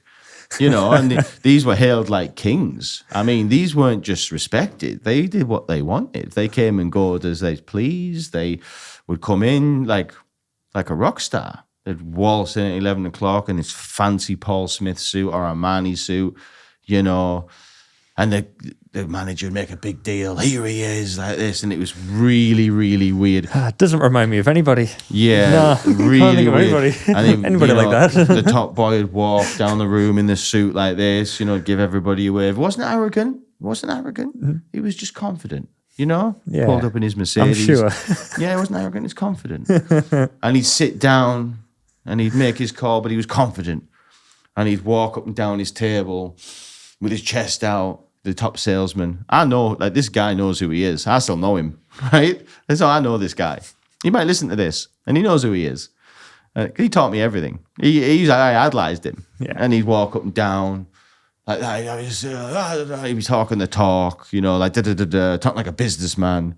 He doesn't do his tie a little bit, take his jacket off. This is in the day of where people didn't use mobiles then. They were all like cord phones and stuff like that. No headsets. No headsets. Some people did, but some people like the cord phone. Do you know what I mean? Yeah. And then, he put his phone down and you see the manager scurry up. You know what I mean? What has he got? And then he'd say something mental, like say the guy's name and be like, £50,000. And you're just like, and you're thinking, that's a $5,000 deal. Like he's just scored $5,000 off that deal. Like, and then, I want to make a big deal of him. He'd go on the board and he'd put his jacket on and he'd just leave. And you'd just be like, Yeah, done for the day. yeah, your jaw's on the floor. You're just like, oh my God. Looking at my top man shirt, being like, looking at your 250 quid little car deal that you've got. Yeah, checking your taxi's coming. Do you know what I mean? Like, thinking I'm going back to my mum's bedroom. Do you know what I mean? Like, yeah, man, that is no good for a young mind. Do you know what I'm saying? Yeah. Wow. So then you're just watching him and you're just like, I need that. I have to know what he does. And then you're just sniffing around and you're just piecing it together. You just become a sponge. You're sitting like staring, watching, listening, just trying to become that. Do you know what I mean? You feel like you found like you're like the perfect person for that, because I feel like in that kind of environment, like if you've ever been in a proper sales room, like they're intimidating. Like the amount of people that they ram in there, and they're all a certain type of people. They're intimidating rooms to be in. Very, very like, cocksure people. Yeah. Like I did some graphic design for an energy procurement company. And I went into their sales room because I had to go and take some photos of all the staff for the fucking team page. A horrible fucking experience. That what were they like? They're all like similar to what you're describing, really, where they're all like proper boisterous on the phone. Like some of them do the pacing while they're talking and stuff like that, all that jazz. Chest out, shoulders back. And they're just like confident. Yeah, very confident and very like, I want to say like not argumentative, but aggressive. Kind of very aggressive in the way that they kind of conduct just anything. Yeah, man. You want to go and get something out the fridge, that fridge does whoosh. You know what I mean? That's them. That sort of people. That's them. It's a weird fucking room. So if you're like the new guy and you're going into that environment, like I would never make a sale. I'd be like shit scared, sat in the corner. It's like, hello. Yeah, it's do you want to buy some advertising space? Yeah. I can imagine I didn't ever have this, but I imagine it's competitive. To some people, I imagine they don't want people to be good because you're taking their shine. Do you know what I mean? Oh yeah, well you'll have the people who like that guy who makes a £50,000 deal, be like, for fuck's sake, right now I'm going to make a £60,000 deal. And like that'd be very toxic. That would fuck your mind. That sort of person. Yeah. Holy shit. Yeah, man. There was some people who are really unassuming as well. Like, I'm telling you a story of a guy that's like stereotypical. Like, I think everyone in sales would say they know a guy like that or knew a guy like that or who's been in an office environment where there were salespeople saw something like that. Yeah. But there was some people, right, who were really unassuming and really earned some good money. I remember this one woman come in. She did not look like these salespeople. She weren't wearing the fancy suits. She'd rock up in a clapped out car, but she was on the big boy table. You know what I mean? Yeah. She'd be like overweight. She looked scruffy. She's not got chip fat. You know, like she was, she wasn't posh. She was obviously from normal places. Yeah, I ain't doing, do you know what I mean? It's just a gobshite. Just a nice woman. A nice woman, just lovely. Very unassuming. If you seen her in Lidl, you'd think, she's on benefits. That's what you'd think. Do you know what I mean? Nah, man. She'd sit down and she would make a call and she would be pulling out the deals that they would pull out. And she'd be making some serious dollar, serious dollar. And she'd come in her slippers and that. Do you know what I mean? Wow. Shuffling up the room in her slippers, just in, dog hair all over her. Do you know what I mean? People just aren't about that life, though. No, it's not man. about dressing fancy or anything like that. They're just... No, man. So how long do you think you were in sales before there was that moment where you were like, right, okay, I'm not part of that Newster team anymore. I'm not nervous to be on the phone. I'm well and truly deserve to be here. They want me here. Was there a moment where it switched for you? Yeah, because you got selected. It was again so toxic, like so bad. Like if you did well, you're in teams. Do you know what I mean? So obviously you're in like a little battle with your team. Do you know what I mean? Yeah. And it's as if like you get selected by God. Do you know what I mean? Like it becomes a time where you do some decent figures, and then you are selected to be put on to the big boy team. Right. Do you know what I mean? Yeah. And I don't remember. They've got like a shit team and a good team. You got thing. many teams. There was maybe 10 teams, but one elite team, Right. let's say. And they were known as the elite team. They had different chairs. Like they were the kings. They brought in the bulk of the revenue. And everybody wanted to be on the king table. Do you know what I mean? Of course. Yeah, a girl we work with got on the king table. Yeah, I think I know who you're on about. Yeah. But I think, I mean, back And then you it got was picked it was more than accepted. I'd imagine to have that differentiation in a workplace where you've got people that are on that like lower side shit chairs. Like you'll sit here, you haven't deserved that. But I think I don't know, I might be wrong, but do you not think it's changed a little bit where I wouldn't know. in a workplace where everything has to be the same for everyone now?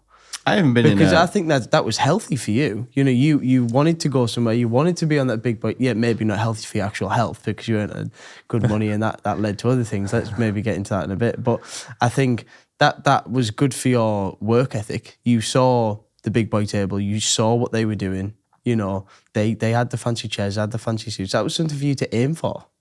Yeah, I guess it was in that respect, take out the problems with it. I guess, it's wanted you to progress, wanted you to move up the chain, I guess. I don't think there's anything wrong per se with wanting to move up the ladder, the corporate ladder, I guess.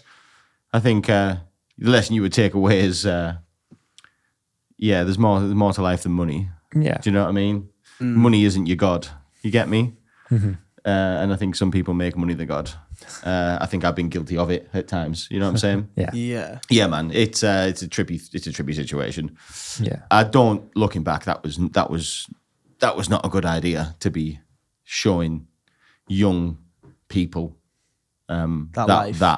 Yeah, it worked. Don't get me wrong. It worked, and that's just the nature of the industry. I don't know. Again, I couldn't comment on it as if it's the same now. I haven't been in a big enterprise like that for 15 years. Do you know what I mean? I don't know if that's still going on. I don't know, but that was. Yeah, it sounds toxic as fuck. It's really toxic. Yeah, really, really toxic. That's so bad for you. Yeah. It's so bad for your.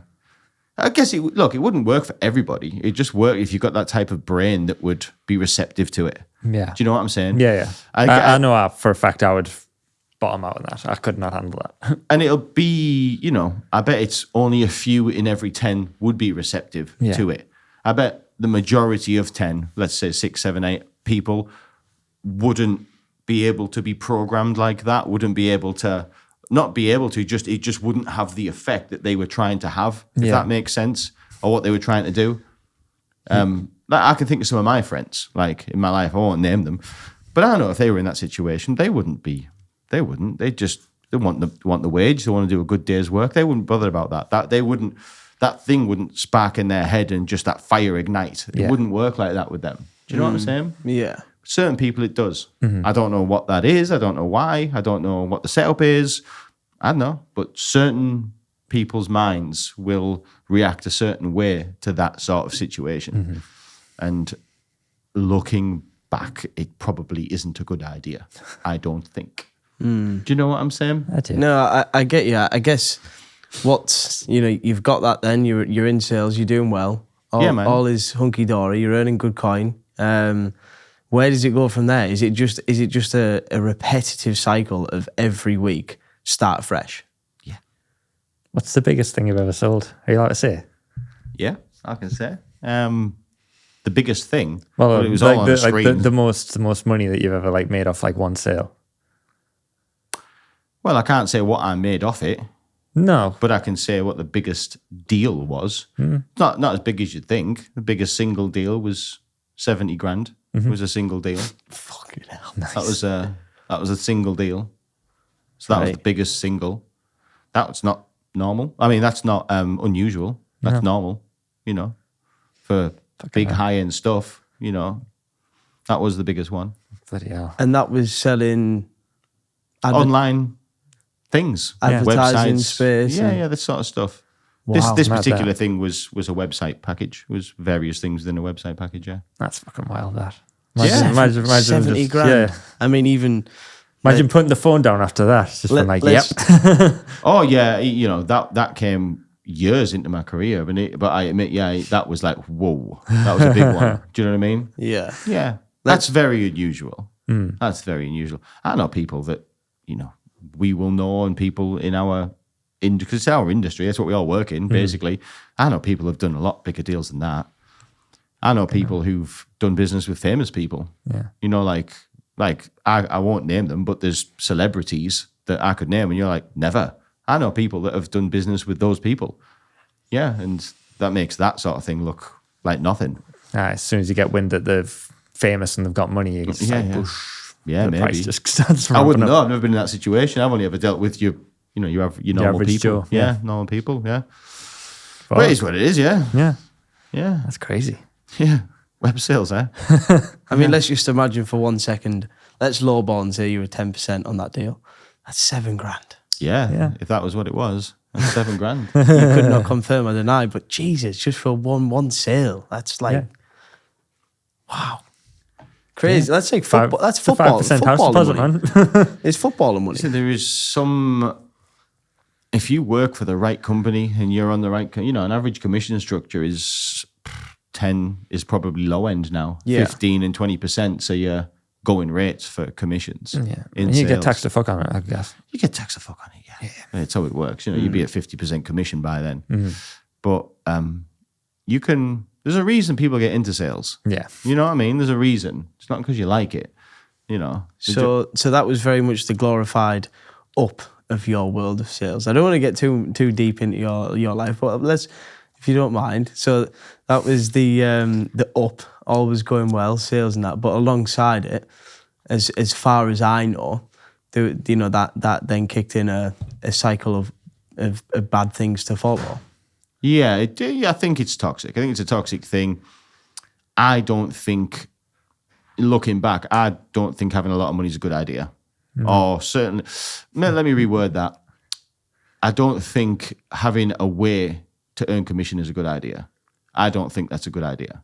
really. No. For certain people. For certain people. I don't think it's a good idea because it just becomes,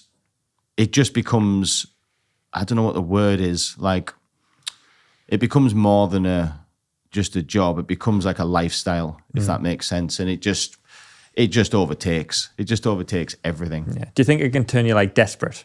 Because like I would imagine if you're quite consistent with your sales and you start earning a certain level, that becomes the norm for you. And then if it ever dries up, and then you're not getting that level of commission anymore, it's a bit like Yeah, of course. I'll tell you, I know some story. Thankfully, this was never me. I was never that deep. But I know some people who had cocaine habits, right? And fancy clothes habits, right? And I can remember people I worked with, they lived such a lavish life. I mean, so, to some respect, I can only be thankful that like I was a weedhead because it just takes all that out. Yeah. Do you know what I mean? I was just a stoner. Just a recluse. Yeah, I was just a recluse. Really. Oh, look, I always like nice clothes, like nice holidays. I had my things, but I was never in the position they were in where I can remember them owing drug dealers money. I can remember a guy I worked with having a massive debt for cocaine with a dealer. oh shit. And he was in a position where he was desperate. He had to get that money or he was in big trouble. Like we're talking about like these, some naughty people. Like, they lived with his mum and dad. Like they knew where he lived. Do you know what I mean? yeah. Like you're opening up all kinds of problems for yourself there. And he'd owed them a lot of money. And yeah, I saw some things. Like I saw some people desperate. And yeah, man, pushing boundaries that you shouldn't push. Do you know what I mean? Overstepping lines. I seen it, man. I did. Fucking hell. I talk about the toxicity and stuff, but in the grand scheme of it, I'm actually really lucky that sort of stuff never really happened. Do you know Never what I mean? took control, I guess. Not like that. It did with me. It took some control, yeah, because you've just got a way of earning money, and it's addictive. I'm an addictive person. I'm an addict. So like, you know what I'm like. I can get addicted to coffee, I can get addicted to Red Bull, and addicted to fags, anything. Yeah. I am an addict. It's part of my It's your my thing. person. Your DNA. Yeah, my DNA, and it's only later on in life I understand it now. I didn't understand it then. I didn't know I was an addict until recent years. Yeah. Until somebody explained to me that actually you don't have to be addicted to a substance. You can just be an addict, or you can be addicted to anything. And now looking back, I'm like, oh yeah, I was addicted to money. Oh yeah, I didn't realize I was addicted to earning money. I like that feeling. Do you know what I mean? It's nice. So yeah, no, I had my own battle going on. Yeah. But in the grand scheme of it, I was very lucky. Yeah. Because I didn't have those problems.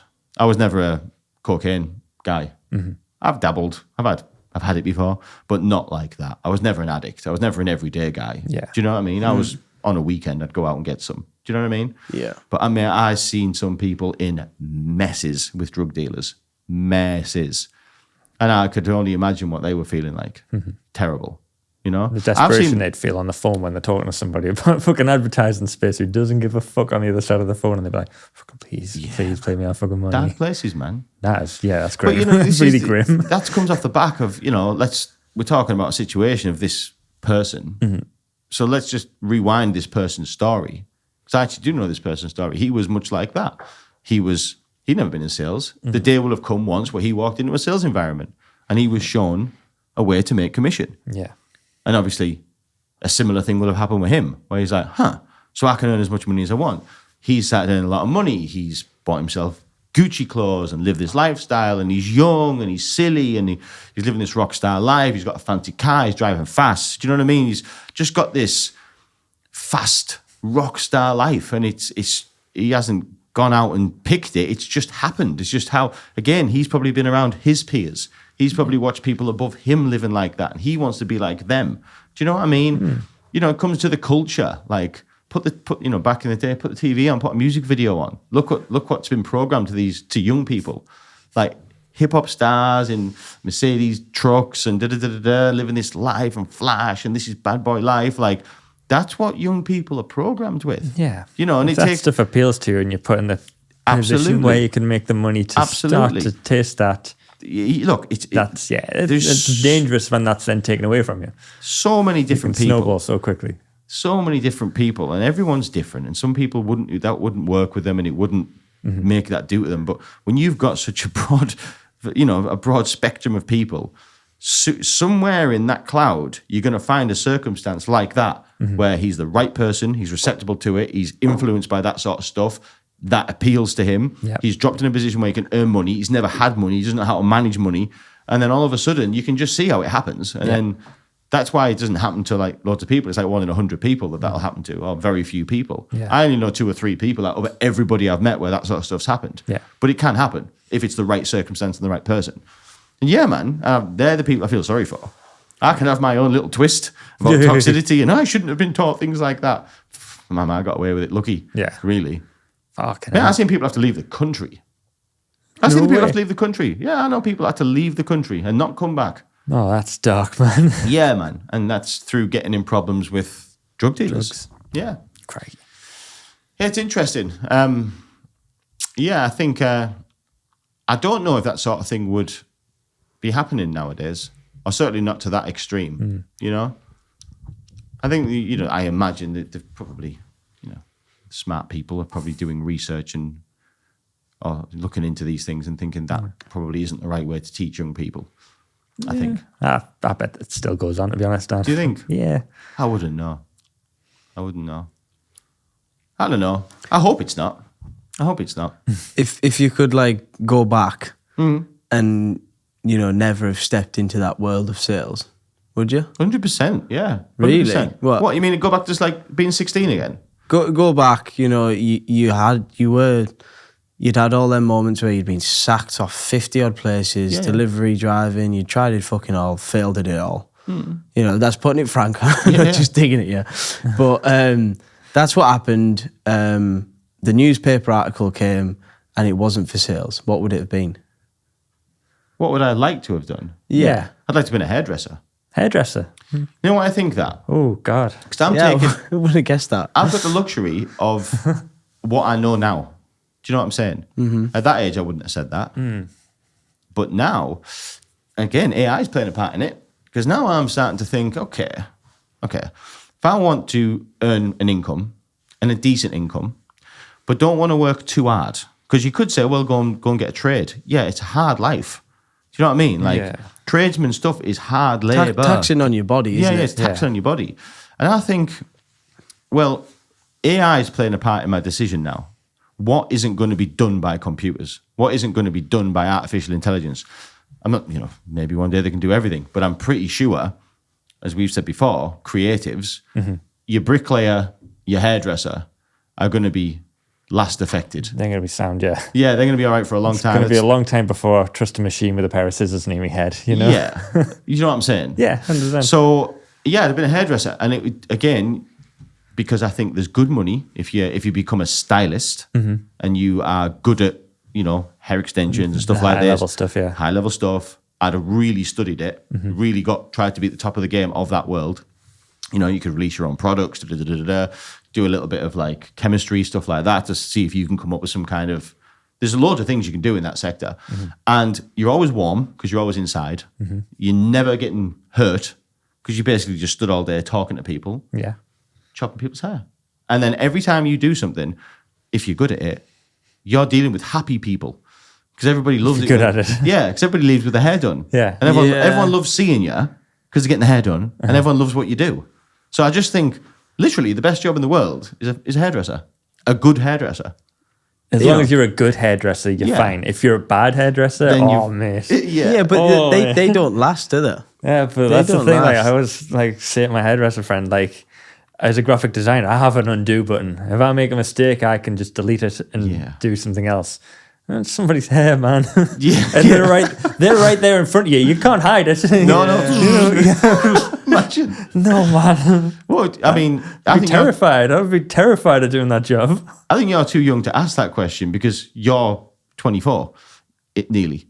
But I can ask you it now. Yeah. Would you change what you would do if you could go back? I don't know what else I would do, to be honest. No. I wish I'd went into animation. There was a little... But AI is going to do that like that. Yeah, probably. I heard on the internet... AI is doing what I'm doing like that as well. I heard on the internet that like people who work for Disney, like they're crapping their pants now, like proper animators, because like we're not far off that being sussed. Yeah. I mean, they're already trying to cut corners on like script writing and all sorts of shit. Yeah. It's going to be the first to go. That sort of stuff. Easy. Yeah. So I guess we got to make that decision now based on what the technology that's coming out. So. And you think, hang on, well, I need something that a computer's not going to do. Yeah. Innit? It is. It's what it is. I don't want to be a bricklayer, though. I don't want to be cold. Can you imagine how hard that is? Oh, man, just proper brutal labour, and then weather conditions will be shit. Niggin. Long days. You ripped, though. You've got the gym for that. Yeah, exactly. You know what I mean? Yeah, I'm already ripped, man. Come on. Gym this morning. Yeah. Once. So think about it, Johnny. Throw something out. I don't know. Oh God, I'd probably have to just be a fucking delivery driver. Delivery driver. UPS guy. Yeah, fuck it. They look awesome though, don't they? Slidey Van Doors.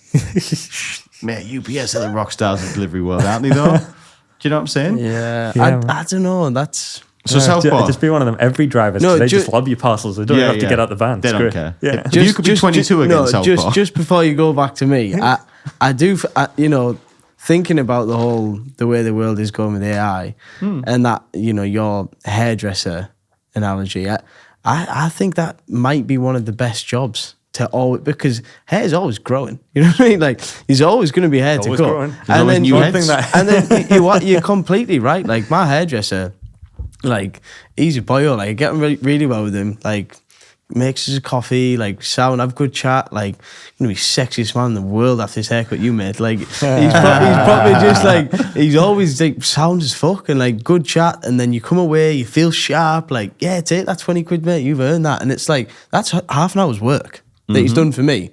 It's only like a £17 haircut. I'll never not pay him 20.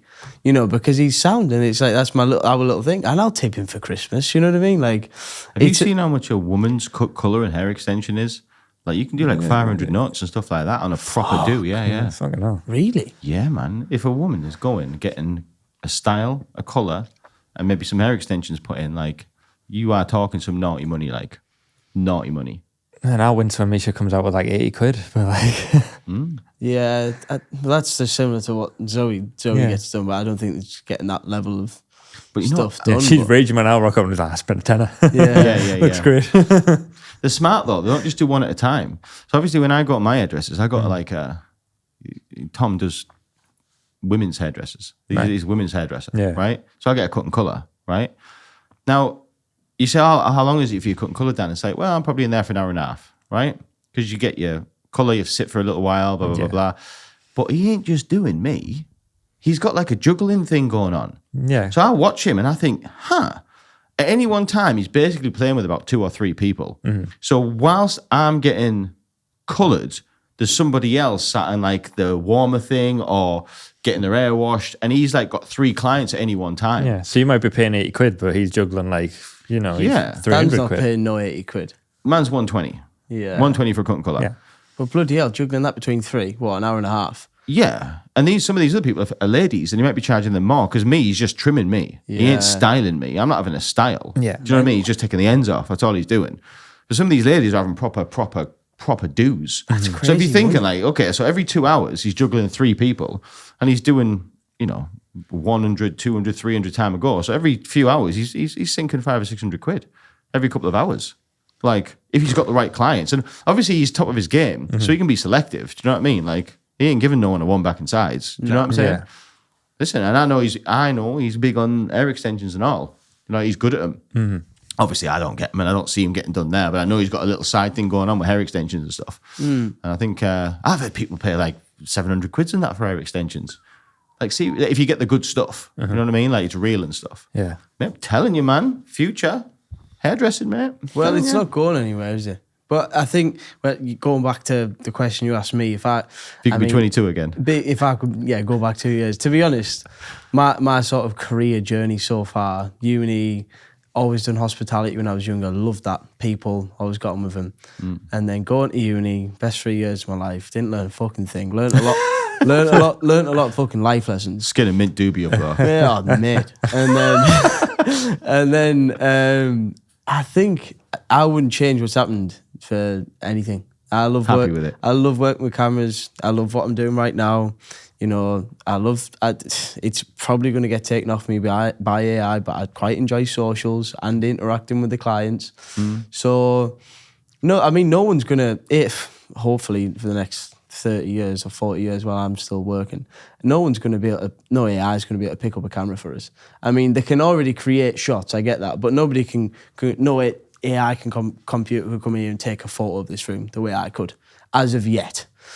Yeah. So I think for now, I'm quite happy and content. I could travel the world filming, and AI couldn't do that yet. So that, I'm happy. I'm learning lots. So no, I wouldn't change my path yet. But I mean, if I could, if it all changed and I wasn't hospitality younger, yeah, maybe hairdresser. I mean, my hairdresser's got a house. He's got like a car. He's my age, like a really nice Beamer. Like, doesn't go out all the time because he works on weekends and he's with his missus on the night. Like, he's got his fucking life together, And I like to think I have, but he takes it to another level. And it's like, fair enough. Like, you're earning class coin as well. I bet if you're a hairdresser, you get really good at like patter. Like talking to people. Yeah. Like you must just have mint crack. Yeah. 'Cause you just talk to people all day. And I suppose over years and years, you'll learn how to get everybody engaged with your conversation. And you could hear just... some shit as well, I bet.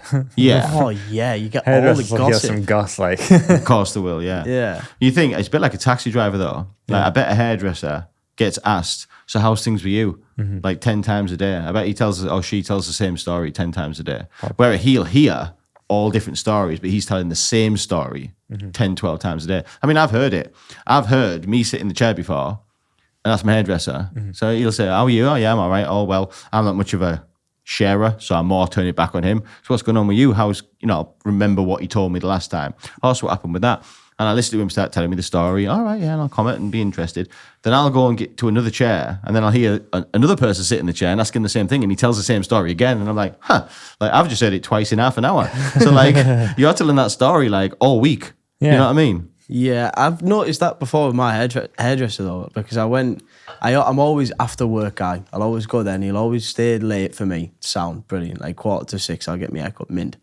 But I went the other week on a Wednesday and I went at 10:30 and he was like a bit quiet. He was like a little bit reserved, wasn't like firing on all cylinders like he normally is with us. I said, "You all right, you mate?" He said, "Yeah, I'm fine." But like, I guess that patter you can't bring every day. You know what I mean? And it's sort of expected of you. I go to him not only because he does a good job in my hair, I like to think. He's a sound lad, got on really well. And he just wasn't like bantering the way he normally does. And I was like, fair enough. Like, who am I to say, oh, you're not bantering today? Because like you can't expect that off your hairdresser every time you go, I guess. And maybe he's not a morning person. Maybe his hairdresser in the morning is like, let me get this out of the way because I can't see the end of the day yet. You know what I mean? Sounds like my kind of guy, to be fair. He's like that. I'm the one, I don't like taxi drivers talking to us, hairdressers, just come fucking here, man. You're not there for a chat, I'm not there, no. No. No. I know a guy that I go to the barbers with sometimes. You know him.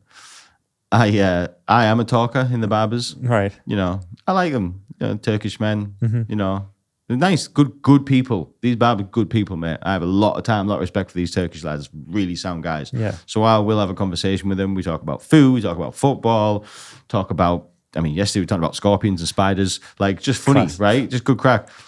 But when I go with the guy who we work with, who comes to the hairdressers with me, the barbers sometimes, this guy's just not there to talk. Like, he wants no part of any dialogue with anybody. And like, it's class because they'll try and speak to him, you know, like, and he hates it. Like, he's just so hates it, you know. And I think they know he hates it, but they keep him talking. Do you know what I mean? That's brutal, isn't it? Like, yeah, man. It's funny though. Yeah, but I suppose as a hairdresser or a barber, I guess you have to gauge it, right? You have to know the sort of person that you sat with, Yeah. But you don't want to be that. You don't want to be sat in that chair. I've gone to new barbers. I've changed up quite a bit since I came back from uni, and that's a scary moment. I agree, and I always like to stay with my people, but I've changed between 3 people since uni, and that's been tough. I don't like to change. I've got my hair a certain way. But when you go to these new people, like, I feel as though you have to be firing, you have to be sound, because if you're not, and if you're a bit reserved as our friend is, I just think, God, he might fucking butcher me. Like, you know what I mean? He might not fucking, he thinks I'm an ignorant bastard. He's like, oh, I'll show you. Don't you know what I mean? Hey, there was a moment in the hairdressers the other day in barbers. I don't mind saying this. He won't mind me saying it. I went with Chris, right? You know, we work with. Yeah, he said he was getting his hair. He said he was going to do his own hair to everyone, didn't he? And then you took him. You told me. You're not having that, mate. You know, like, it's all right for you. You don't got to look at it. We got to look at it. Do you know what I mean? So anyway, I take him. Wait, did he not end up doing his own hair? No, so everyone was commenting, right? He came into work. He came in with the do the next day. I thought, he did a great job. Yeah, and you know what? He took it all as well. He was like, yeah, I used to do it. Like, he played it all off. No, he came to the barbers, mate. Yeah. But there was a moment, mate, he nearly got himself in... this was a moment here. I didn't see it at the time, but later it all pieced together. So we went in the barbers, right? And there was a guy, not with us, obviously, who sat in a chair. And you know when you look at somebody and you're like, he looks like somebody, right? Didn't think nothing else of it. I thought I've maybe seen him to me before. Do you know, like somebody I've seen before. Anyway, Chris went first. He sits in the barber's chair, right? I'm minding my own business, playing on my phone. And I hear Chris pipe up, "Here, mate." And the guy who's here, who was sat next to me, has now gone over to the chair next to him where his son's getting a haircut. And Chris had said, "Excuse me." And the guy had looked at him, and he looked like a bit of a naughty guy, a little bit. Like, he didn't look like a divvy. And Chris said, "Anyone told you look like," and said a footballer's name, right? I later found out is a Middlesbrough footballer, right? This person. And the guy looked at him and said, "No." And he said, "Mate, you look the spit." And Chris had said, "You look the spitting dabs of him. You look just like him." And the guy had said, "Never heard that before, mate." He said, "Is he any good, like?" And Chris went, "Yeah, he was decent." Now, as it would happen, that really was that footballer. No way. Yeah, I didn't know this. I just looked and was just like, whatever, and carried on with my thing.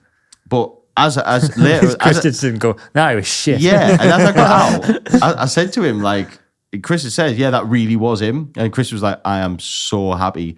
I didn't say nah, you shite, mate. Do you know what I mean? Yeah, some Middlesbrough footballer, something, I don't know. Oh no, do you not know who it was? Okay. No, I don't know a single not one. interested. Don't know a single one. He's not playing now. He's a trainer for York, apparently, or a coach for York. right. Speak to Chris; he'll give you the name. Yeah, I'll get. He played in left back. That's what I heard. I get not George Friend. No, I'd recognise that name. All right, I'll get the gossip. He looked mean.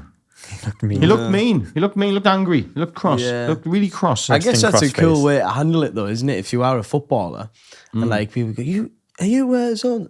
Oh, no. I liked his game. That's I liked his game because Yeah. you see he was leading. You know, someone might say, "Nah, he's shite, mate." Yeah. And you go, oh well, Yeah. I am him. You wouldn't know, would you? I'd keep playing long, all right. Yeah, you'd play the long game, wouldn't you? Yeah, you'd have to. Unless you were literally up for a do, like, you know, unless you were literally like, I'm just one of them days. Oh, that's your angle, yeah. Yeah, no. Yeah, that was a moment. Yeah, you should never change your hairdresser, like, if you can help No. it. Do you change yours, Jenny? I literally never. I don't have like the same guy that I go to every time. Really? So, like, yeah. Oh, I've got like I go one. to the same place, but like there's a bunch of them. So Is there? like it's never the same person. I've got no like rapport with any individual one. Are the Turkish lads? Yeah. Lovely guys. You get a but- good haircut from the Turkish lads? Yeah, the sound. Yeah, It's really good. Do your face or just your hair? Both. Depends. I normally don't like them doing my face. They did it by let's say by accident once. Let's say this was like an awkward Johnny moment. Right. Where like, you know, I had a bit of a beard. I didn't want to go for the full fucking like with the knife and that. I didn't want any of The that. knife and that. I didn't want any of that. Yeah. I want to go home, use me Gillette, Yeah. get rid. Fine. Yeah. But the guy goes, "Oh, do you want to sort it out?" And I was like, "Oh no, I'm gonna take it off when I get home." Hey, misheard. Of course he did. Take it off. Of course he did. Take it off. So anyway, he's popping on, he's doing my hair, and then he starts playing with this fucking moose thing. Yeah, in the yeah. front, and I'm just like, huh, what's he doing with that? And then before I know it, it's on me fucking face. Yeah. I'm like, I'm in too deep now. You can't back out, So can you? it's like you ever watch Love Actually? You know in Love Actually, right? You know when Alan Rickman's getting the Rowan Atkinson bit where he's wrapping up the present for Alan Rickman, and he's like brings out the cinnamon stick and now there's a spray, Yeah, and then yeah. he starts wafting something else at it. It was Yeah, just yeah. like that where he just kept bringing out more and more shit. Like he did the wet shave, and then he wraps a fucking steam. He starts whipping it with a steam towel. I'm like, what the mate? I don't want this. I Didn't sign up to this. didn't sign up for this. Fuck's sake. Then he suffocates Now I've got to you. go to the cash point across the road to get 20 quid out because it was Yeah. meant to be a tenner. And then then he randomly wraps the fucking towel around your head. I Yeah. can't see anything. It's just like my nose sticking out the middle. That's him. And I'm sat there and I'm like, what now?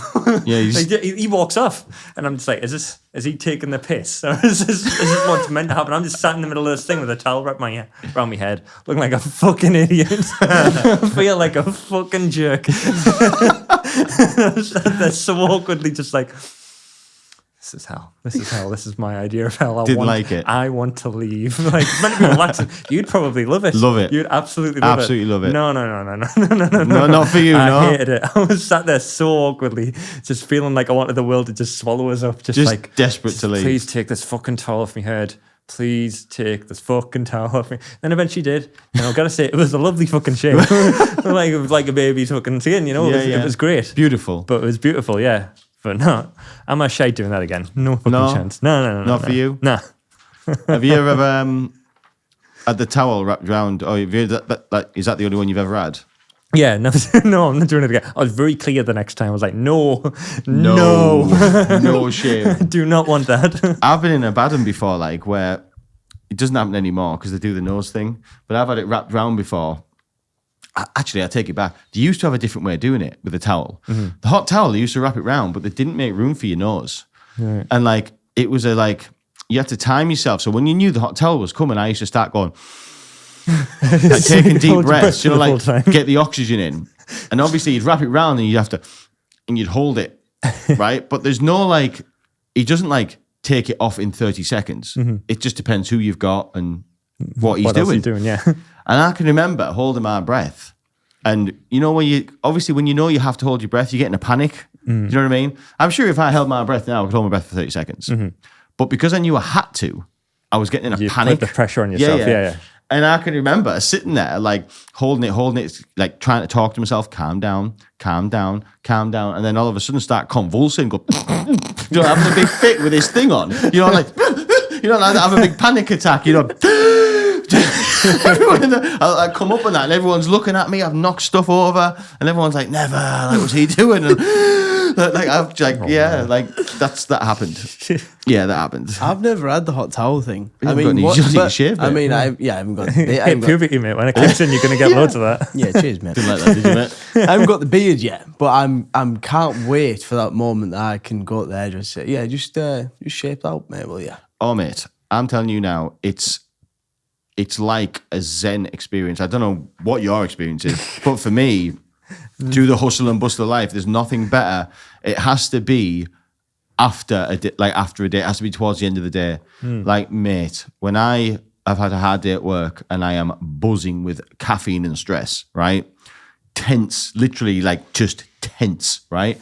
When you go sit in that chair and you see his little smiley Turkish face, right? And we have some crack about things, like class, mate. I love these guys, mate. He's my man. He's called Mutler. His name is, no, he's not. He's called, I'm saying it wrong, but it's like that. Mate, he's my guy, man. He's a bang-on guy.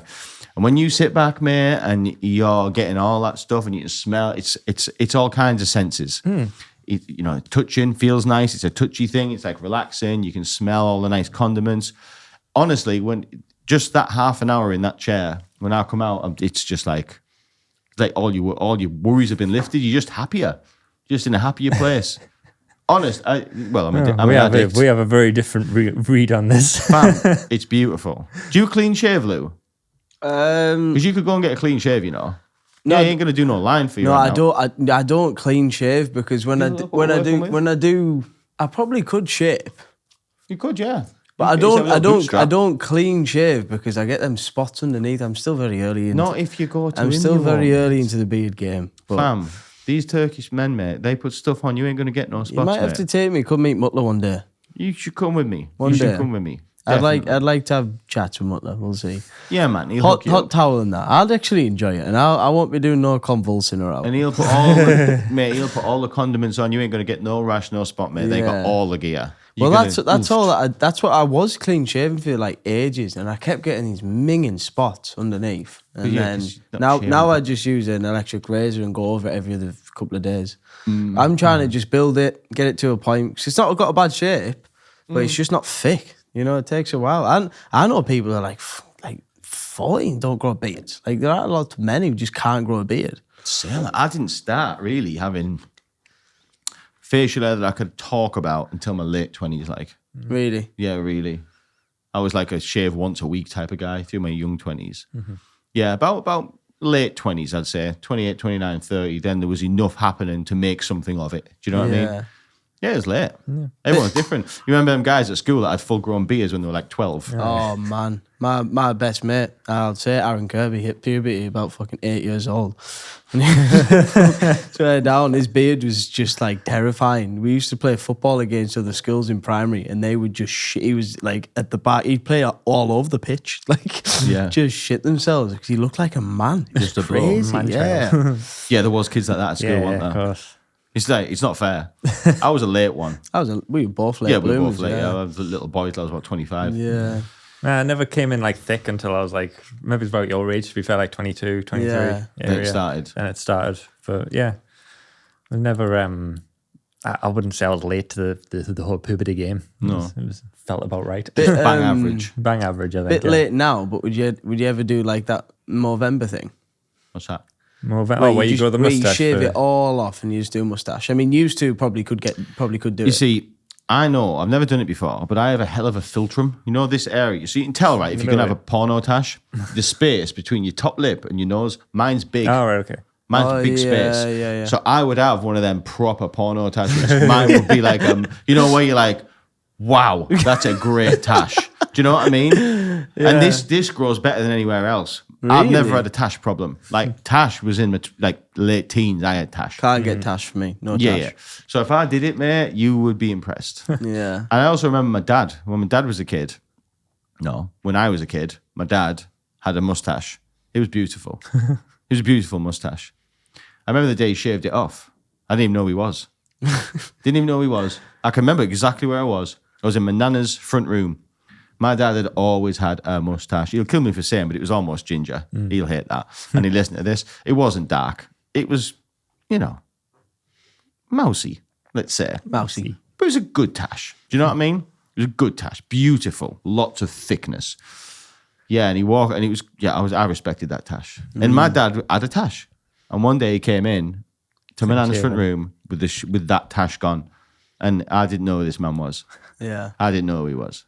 You've seen them videos online where like they got like these men have got babies and then they'll shave off the full beard and the baby just like starts freaking out, like who the fuck's that? Like starts crying their eyes out. Like it's weird, isn't it? I was just like, You got a tash. I do. So I do. I'm on. You'd like have a bit of a French tash. That's what you'd have. Like yeah, I'm on like a cycle. So what I do is I'll maybe just like leave it for 3 weeks and then I'll go clean shaven and then just grow it back again over 3 weeks. Right. And then clean shave again. So like when it gets to the 3 weeks and I come to clean shave, I always just leave the tash. Just for a look. Just for a bit, just for a while, Just go downstairs and sat with Mish watching TV and she's just looking at it, she's like, you gotta fucking get rid of that, man. Yeah, get creative with it, man. Sometimes I leave the handlebars, sometimes I get rid of the tash and then just leave the mutton chops in. Yes. Yeah, you gotta have fun with it, man. Yeah, you got to. Yeah, but yeah, it's only just you're right, the French thing where it's just like the thin kind of. Yeah, your shape. You look like. I can do the points as well once it gets to a certain. You look a bit like D'Artagnan, like Three Musketeers. You know what I mean? Like you know what they're called. Oh God. Yeah. On God. Yeah. You'd have one of them. Yeah. Mine would be very sadistic. I think mine would have to come with like a German accent. Do you know what I mean? Yeah, terrible. not a German No, accent. I think you would pull off the whole like the Western handlebars. You could rock Some that. aviators on. Hell yeah. You know what I mean? I'd love to see you do Movember next year. Like I just couldn't shave this off. It's been that long now. I'm concerned that the years of sun damage, that this will just be white. I get you. You get me? really? Well, I've had this facial on my face since I was 30. Really?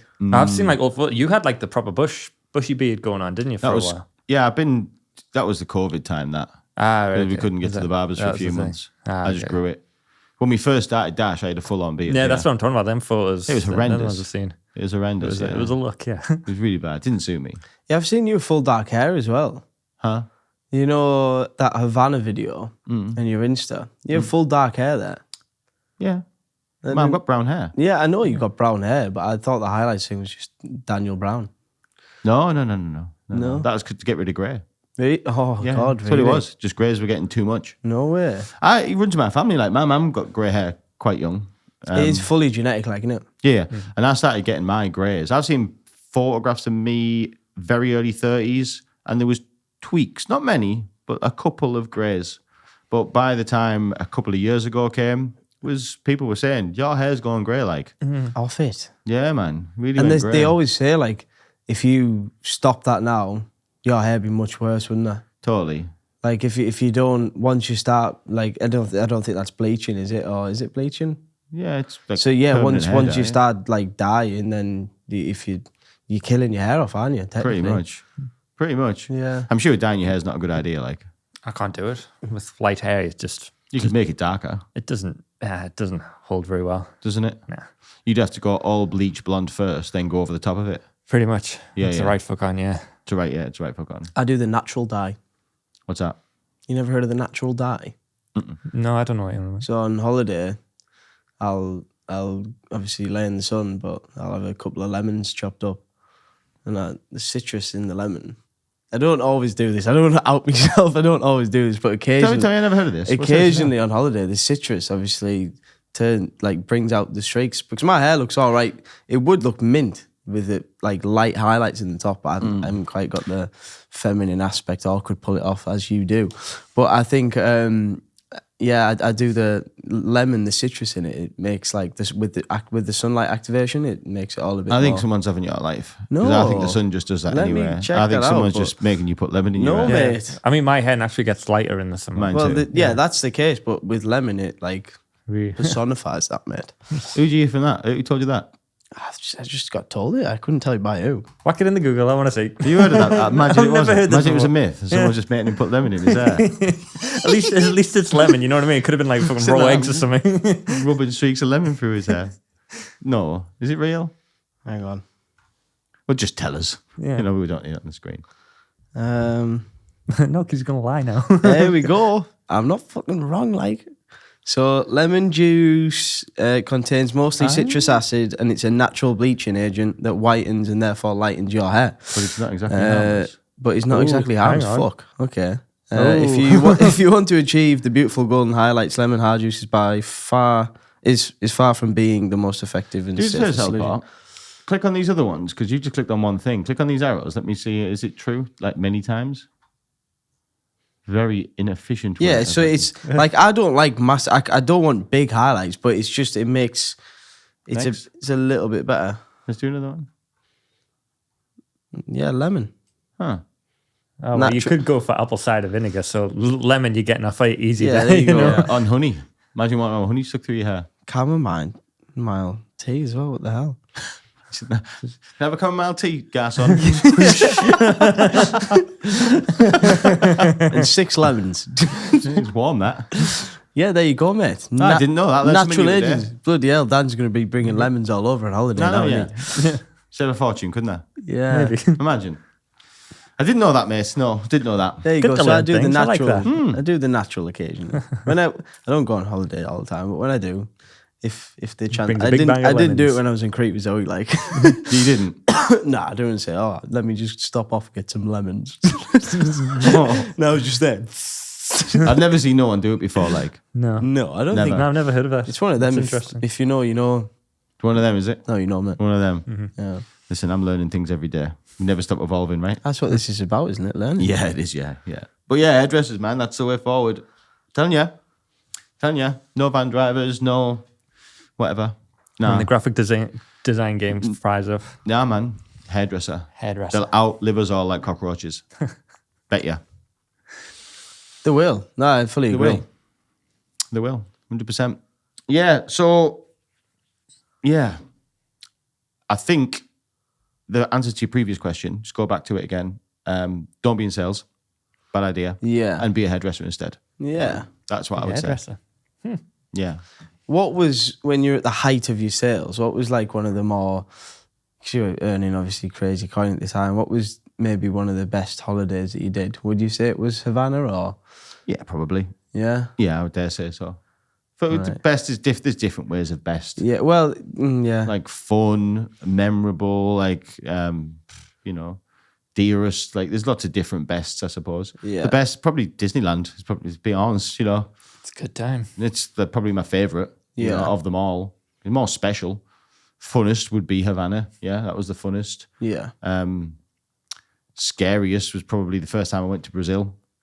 You know. Yeah, because you've been a couple of times now.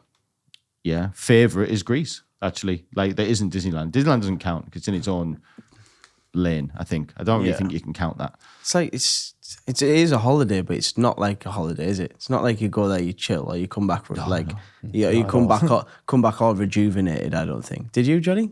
Nah, I came back sad. Yeah, Well, it's sad, No, but it's like sad, it's it's not. sad. You come away from. I came away from Crete. I was like refreshed, raring to go again. You know. Yeah, no, it's definitely a different kind of holiday. It's a different vibe. I know some people that can't do the beach holiday thing. You know, like just lay still for a week. I so can do that. Yeah. Yeah. It's my idea of a holiday. Like, yeah, absolutely. Just put me horizontal. Like, just leave me alone. Gives a book, podcast, Yeah, podcast. show the world. Yeah, I Podcast. don't even need people. Do you know, like, just I go alone. I think I get restless with them. Yeah, I just want to do something. And like then- activities. yeah. then you go I see like- a- I like something to do. See something old. You know, before you know it, it's like, oh, I've booked us in to go on ski jets. You come in. Yeah. You're just like, for fuck's sake, man. They're dangerous, then, Mate, jet they are skis. crazy. We did them in Crete. They're terrifying. Mate, like Zoe was just dangerous as fuck. Like she was like, "Oh, you take us out," because I'm a bit nervous. I was like, "All right, okay."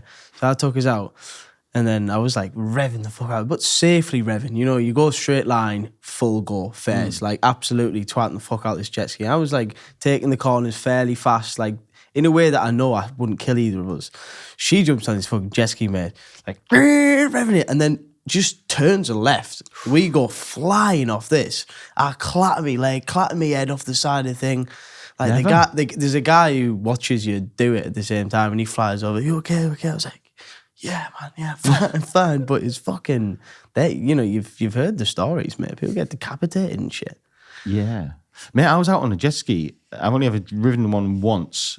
Same as you, shocked by how powerful they are. Yeah, you know, when you see them, you're like, yeah, easy. It's only on water. You don't think how much resistance water's got. Like when you turn, When it it's turns. like choppy and stuff. It's, Yeah. yeah. I can remember like going relatively fast and like, you know, and I think, oh, this is fun. And then hitting this wave and it's the same again, like getting air and being like, you know, like, you're like, ooh. And you're not looking where you're going. Man's You're having like, flashbacks to his BMX days. Or yeah. But I remember one, like getting so far out and like turning, like obviously after the first turn, nearly falling off it and thinking, you can't do that. But I remember like getting to the end of the run and like looking back and seeing the shore miles away. And then like all of a sudden that whole I'm in the sea comes to you. And I don't know what's underneath me. yeah, and you're like, you're not on a boat. Like your legs just there off the sea. And then you're like, oh dear. Oh dear, this is the ocean. Yeah. And you're like, oh, what's just going to come up and grab me? Creepy as fuck, that. Oh, Isn't mate, it? it's That awful, feeling's mate. horrible. Yeah. It's awful. The sea can go away. That's what the sea can do. Mate, The That's sea what it's like. can We go got away. them. We got them pedal boat things. You ever took them out? Yeah. Me and Misha went and did that when we were in Turkey, and like she wouldn't let us go past. There was like some bollards, which were Boys. bollard boys. That's what Water bollards. Water bollards. That's what they are effectively. Yeah. Fuck that. Floating bollards. Which was where like the swimmers could swim up to. She wouldn't let us go past there in this pedal boat thing because she was just too scared. You just did that. She's like, yeah. Yeah. But you're probably glad that she did be too scared because you were probably too scared. No, I was fucking raring to go. You want to go further out? Yeah, hell yeah. On a pedalo? Yeah. At least my jet ski has an engine.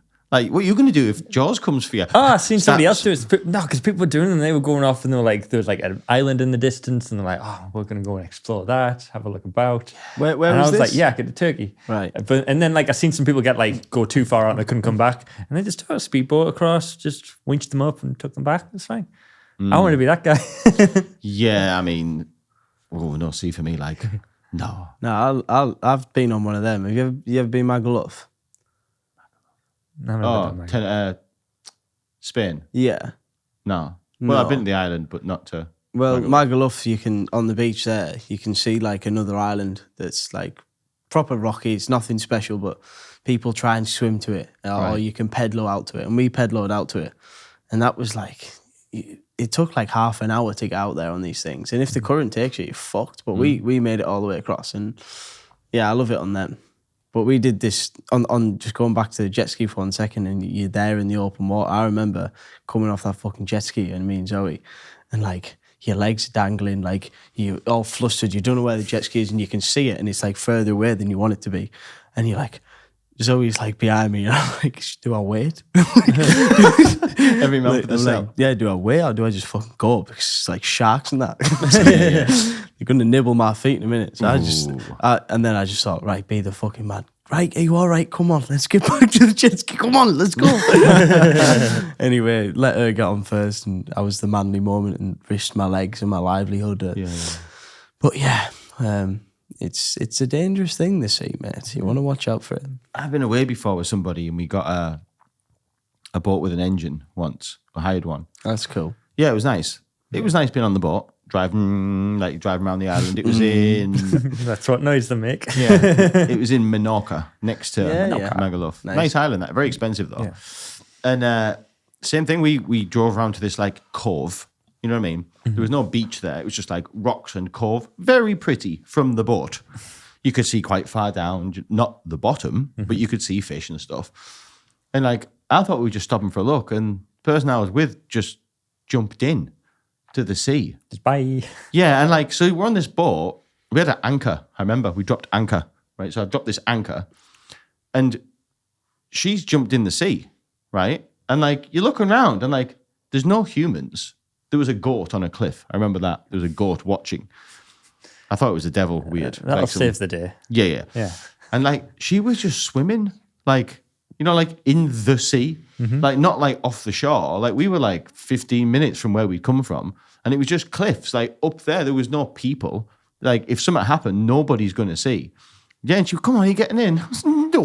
Like, no, I'm not getting in there. Like, I was worried. I was like, get in. Like, get back in the boat. Do you know what I mean? She's like, well, yeah, I know what you soft get. Do you know what I mean? Like, oh, mate, that just... Oh, what? I've just seen too many films. Like, just... Yeah. Have you Too not many seen... horror stories. Yeah, like... There's so much shit in there that's just out to get you. Do you know the way I see it, right, with a sea? You know, you think, right, cast your mind now to the most scariest, I guess movies don't really count because there's no, maybe there is monsters, but just think of the scariest things you've ever seen on David Attenborough and stuff like that, right? You've seen killer whales smashing boats to pieces. You've seen whales accidentally swallowing people by accident. You've seen the shark thing. Giant squids with tentacles, but we've all seen it, right? We've seen it. The sea kills people, right? That's what the sea does. And no matter wherever you are in that sea, there is no wall between you and that thing. Yeah. Like- You're in there with it. Yeah. It's just a matter of distance. Yeah, it's just geography. distance. That's It's the just only thing distance. stopping you from death. Exactly. Yeah, and that's what I think. Like, okay, we're in England, right? Let's say tarantulas are in Brazil, Yeah. but they can't go across the water, So we're safe. so we're safe. I'm not worried about tarantulas. There's more than distance. You get me? There's Yeah. a wall, Yeah. a water wall. In the sea, there is no wall. So the most horrific things that live in that ocean, just as you say, it's just distance.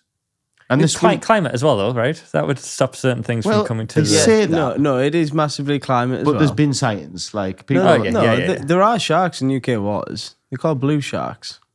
I mean, to be fair, I'm not swimming in the UK waters. No, Fucking I'm freezing. going in there, no. Fuck that. But, you know, yeah. No, even Spanish waters. There are like obviously sharks and stuff. But the way I see it, I don't feel comfortable going out by myself. But I am a keen snorkeler. I love going down there with the fishies, seeing them all swimming. Like, I'm a big fan of it. I've been fairly far out with my dad along the coastline and go out swimming. But when I'm with someone, I don't mind because, you know, like...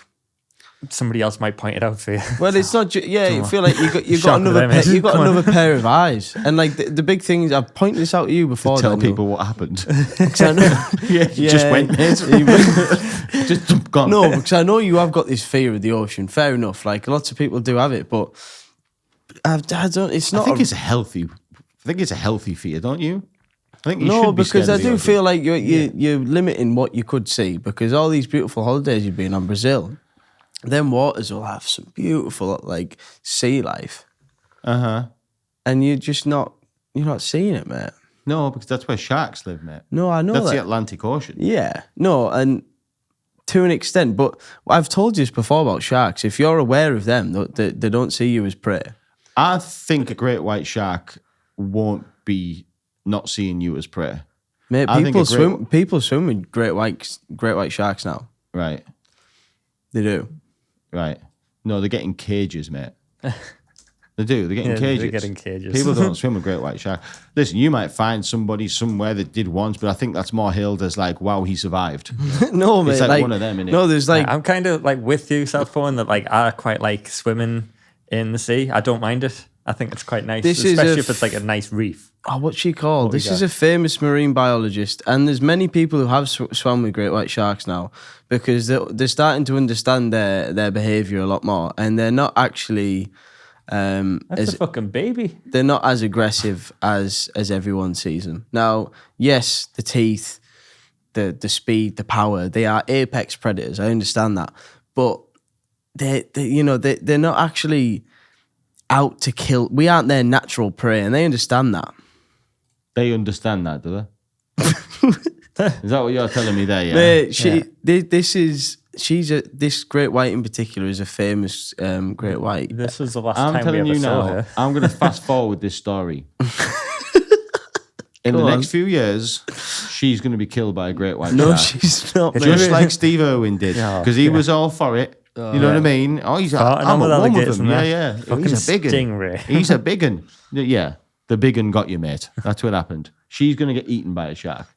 That's just showing off that. She's not gonna get eaten, mate. I promise She's you. a very well experienced marine biologist. She knows. Uh-huh. She And it's knows- going to be a damn shame when she goes. no. You know, with the She'll be ocean, though, missed. it's not even like the sharks are the obvious thing that's gonna get you, but like in the ocean, like it's the little things like fucking stonefish. You ever heard of a stonefish? Yeah, yeah, yeah. You Then fucking- that's they- meant to be like the worst pain known to man, getting a They're fucking sting not. off one of They're them. not. fuckers. They are in the ocean, but they're on the shores. Them. Yeah, Fall. which is where I'm going to be fucking swimming. I'm not going in the middle of the ocean. Right, They're right. close. Yeah. They're in the fucking vicinity. You catch one of them. Just great white You're shark. fucked. Don't care if it's shallow or deep. He'll come up and get you. You know what I mean? I don't know, mate. I Would you do that, Southpaw? swim with the great white. Yeah. No, obviously not. Right. Just so we know. You've what got we're you've dealing got me there, mate. But like, they aren't as dead. Well, they're very deadly. I understand that, but they aren't as aggressive towards humans as everyone believes. I think sharks are very much misunderstood by the films and by stuff like that. You know what? There'll be lots of people listening to me say this. Well, maybe not lots, but there'll be people listening to me and an agreement because they are definitely misunderstood. I've heard as much, but I've got to say, like, if I was swimming in the ocean with one and I just seen one, just one happened to go by, like, I wouldn't even try and swim away. I would just take off my snorkel and I'd just inhale deeply. That's the way I'd want to go. yeah. Not just being cut up into bits, you know? Yeah, I don't yeah. want to be chewed. Mate, I'm as scared of blue whales because they can just swallow you by accident, innit? Yeah. Imagine. Yeah. I'd love to see one in the wild. Like, if I was on like a boat trip, on a big boat, a significantly larger boat, so Can I be that I honest? know that it can't capsize it. But like, I would love to go and see them. I think that would be amazing. If I was on a boat, I'd rather see a great white shark in the sea than a blue whale because I think a blue whale could knock your boat over. That's what frightens me. Depends on the size of the boat. I'd want to be on a big boat. A big I boat. feel like you're not understanding how big I want this Oh, boat. you're to be. talking about a yacht. Yeah, Like yeah, a big yeah. thing. Get me on one of them cruise liners. Yeah, and cruise then, liner. And then if I see a whale, I'm like, You that's can, nice. can't do nothing. Yeah. Yeah. I get that. Not on a little speedboat though. Then I definitely don't want to see. I don't want to see a whale. While we're on animals, I do. What was that debate we were having the other day in the office? Oh, about the silverback. Yeah, gorilla I versus do the want to bear. put out to our viewers who are still here, and we're very grateful for you. Both of you. We answer this in the comments. Daniel? What would win? Were you in the conversation? Yeah. So who was speaking to? The two viewers. Whoever's left, thank you for listening as Thank well. you for listening. So Yeah. are we making this the closing thing, are we? I'd say so. So we're having a debate and we would like our two viewers to straighten it out for us. What would win? And we have to put this into perspective. We're not talking about any bear. We're talking about what are the biggest bears, Southpaw? Grizzlies. Grizzlies. Big old grizzly bear. We're talking about a fight to the death between a grizzly bear and a silverback gorilla. So if it was a fight to the death, what would win? What would come out victorious? So whoever watches it, comment, let us know. Did we have a vote? Did we decide? I went with bear. I think I went with. I don't want to sway people. You but were fuck it out. silverback for a while, though. I weren't you? was. And then I was swayed by I think it's a bear, me. Bear. from size. Yeah. Yeah. Okay. Size, Well, claws. We'll leave teeth. that with the viewers, the two viewers. We'll leave See. that with the two viewers. Yeah. So let us know. Hypothetically, please No. don't round up any bears, any gorillas, and try and get them to fight. If you do, send us a video. Yeah, if you do. We'll probably won't show it, but Yeah. feel free. Yeah, if you do find out, let us know. It is frowned upon. Yeah, it's frowned upon. So that's the end of people like us. We've been Southport, Johnny and Dan. Yeah. Thanks for joining, and we'll see you next time.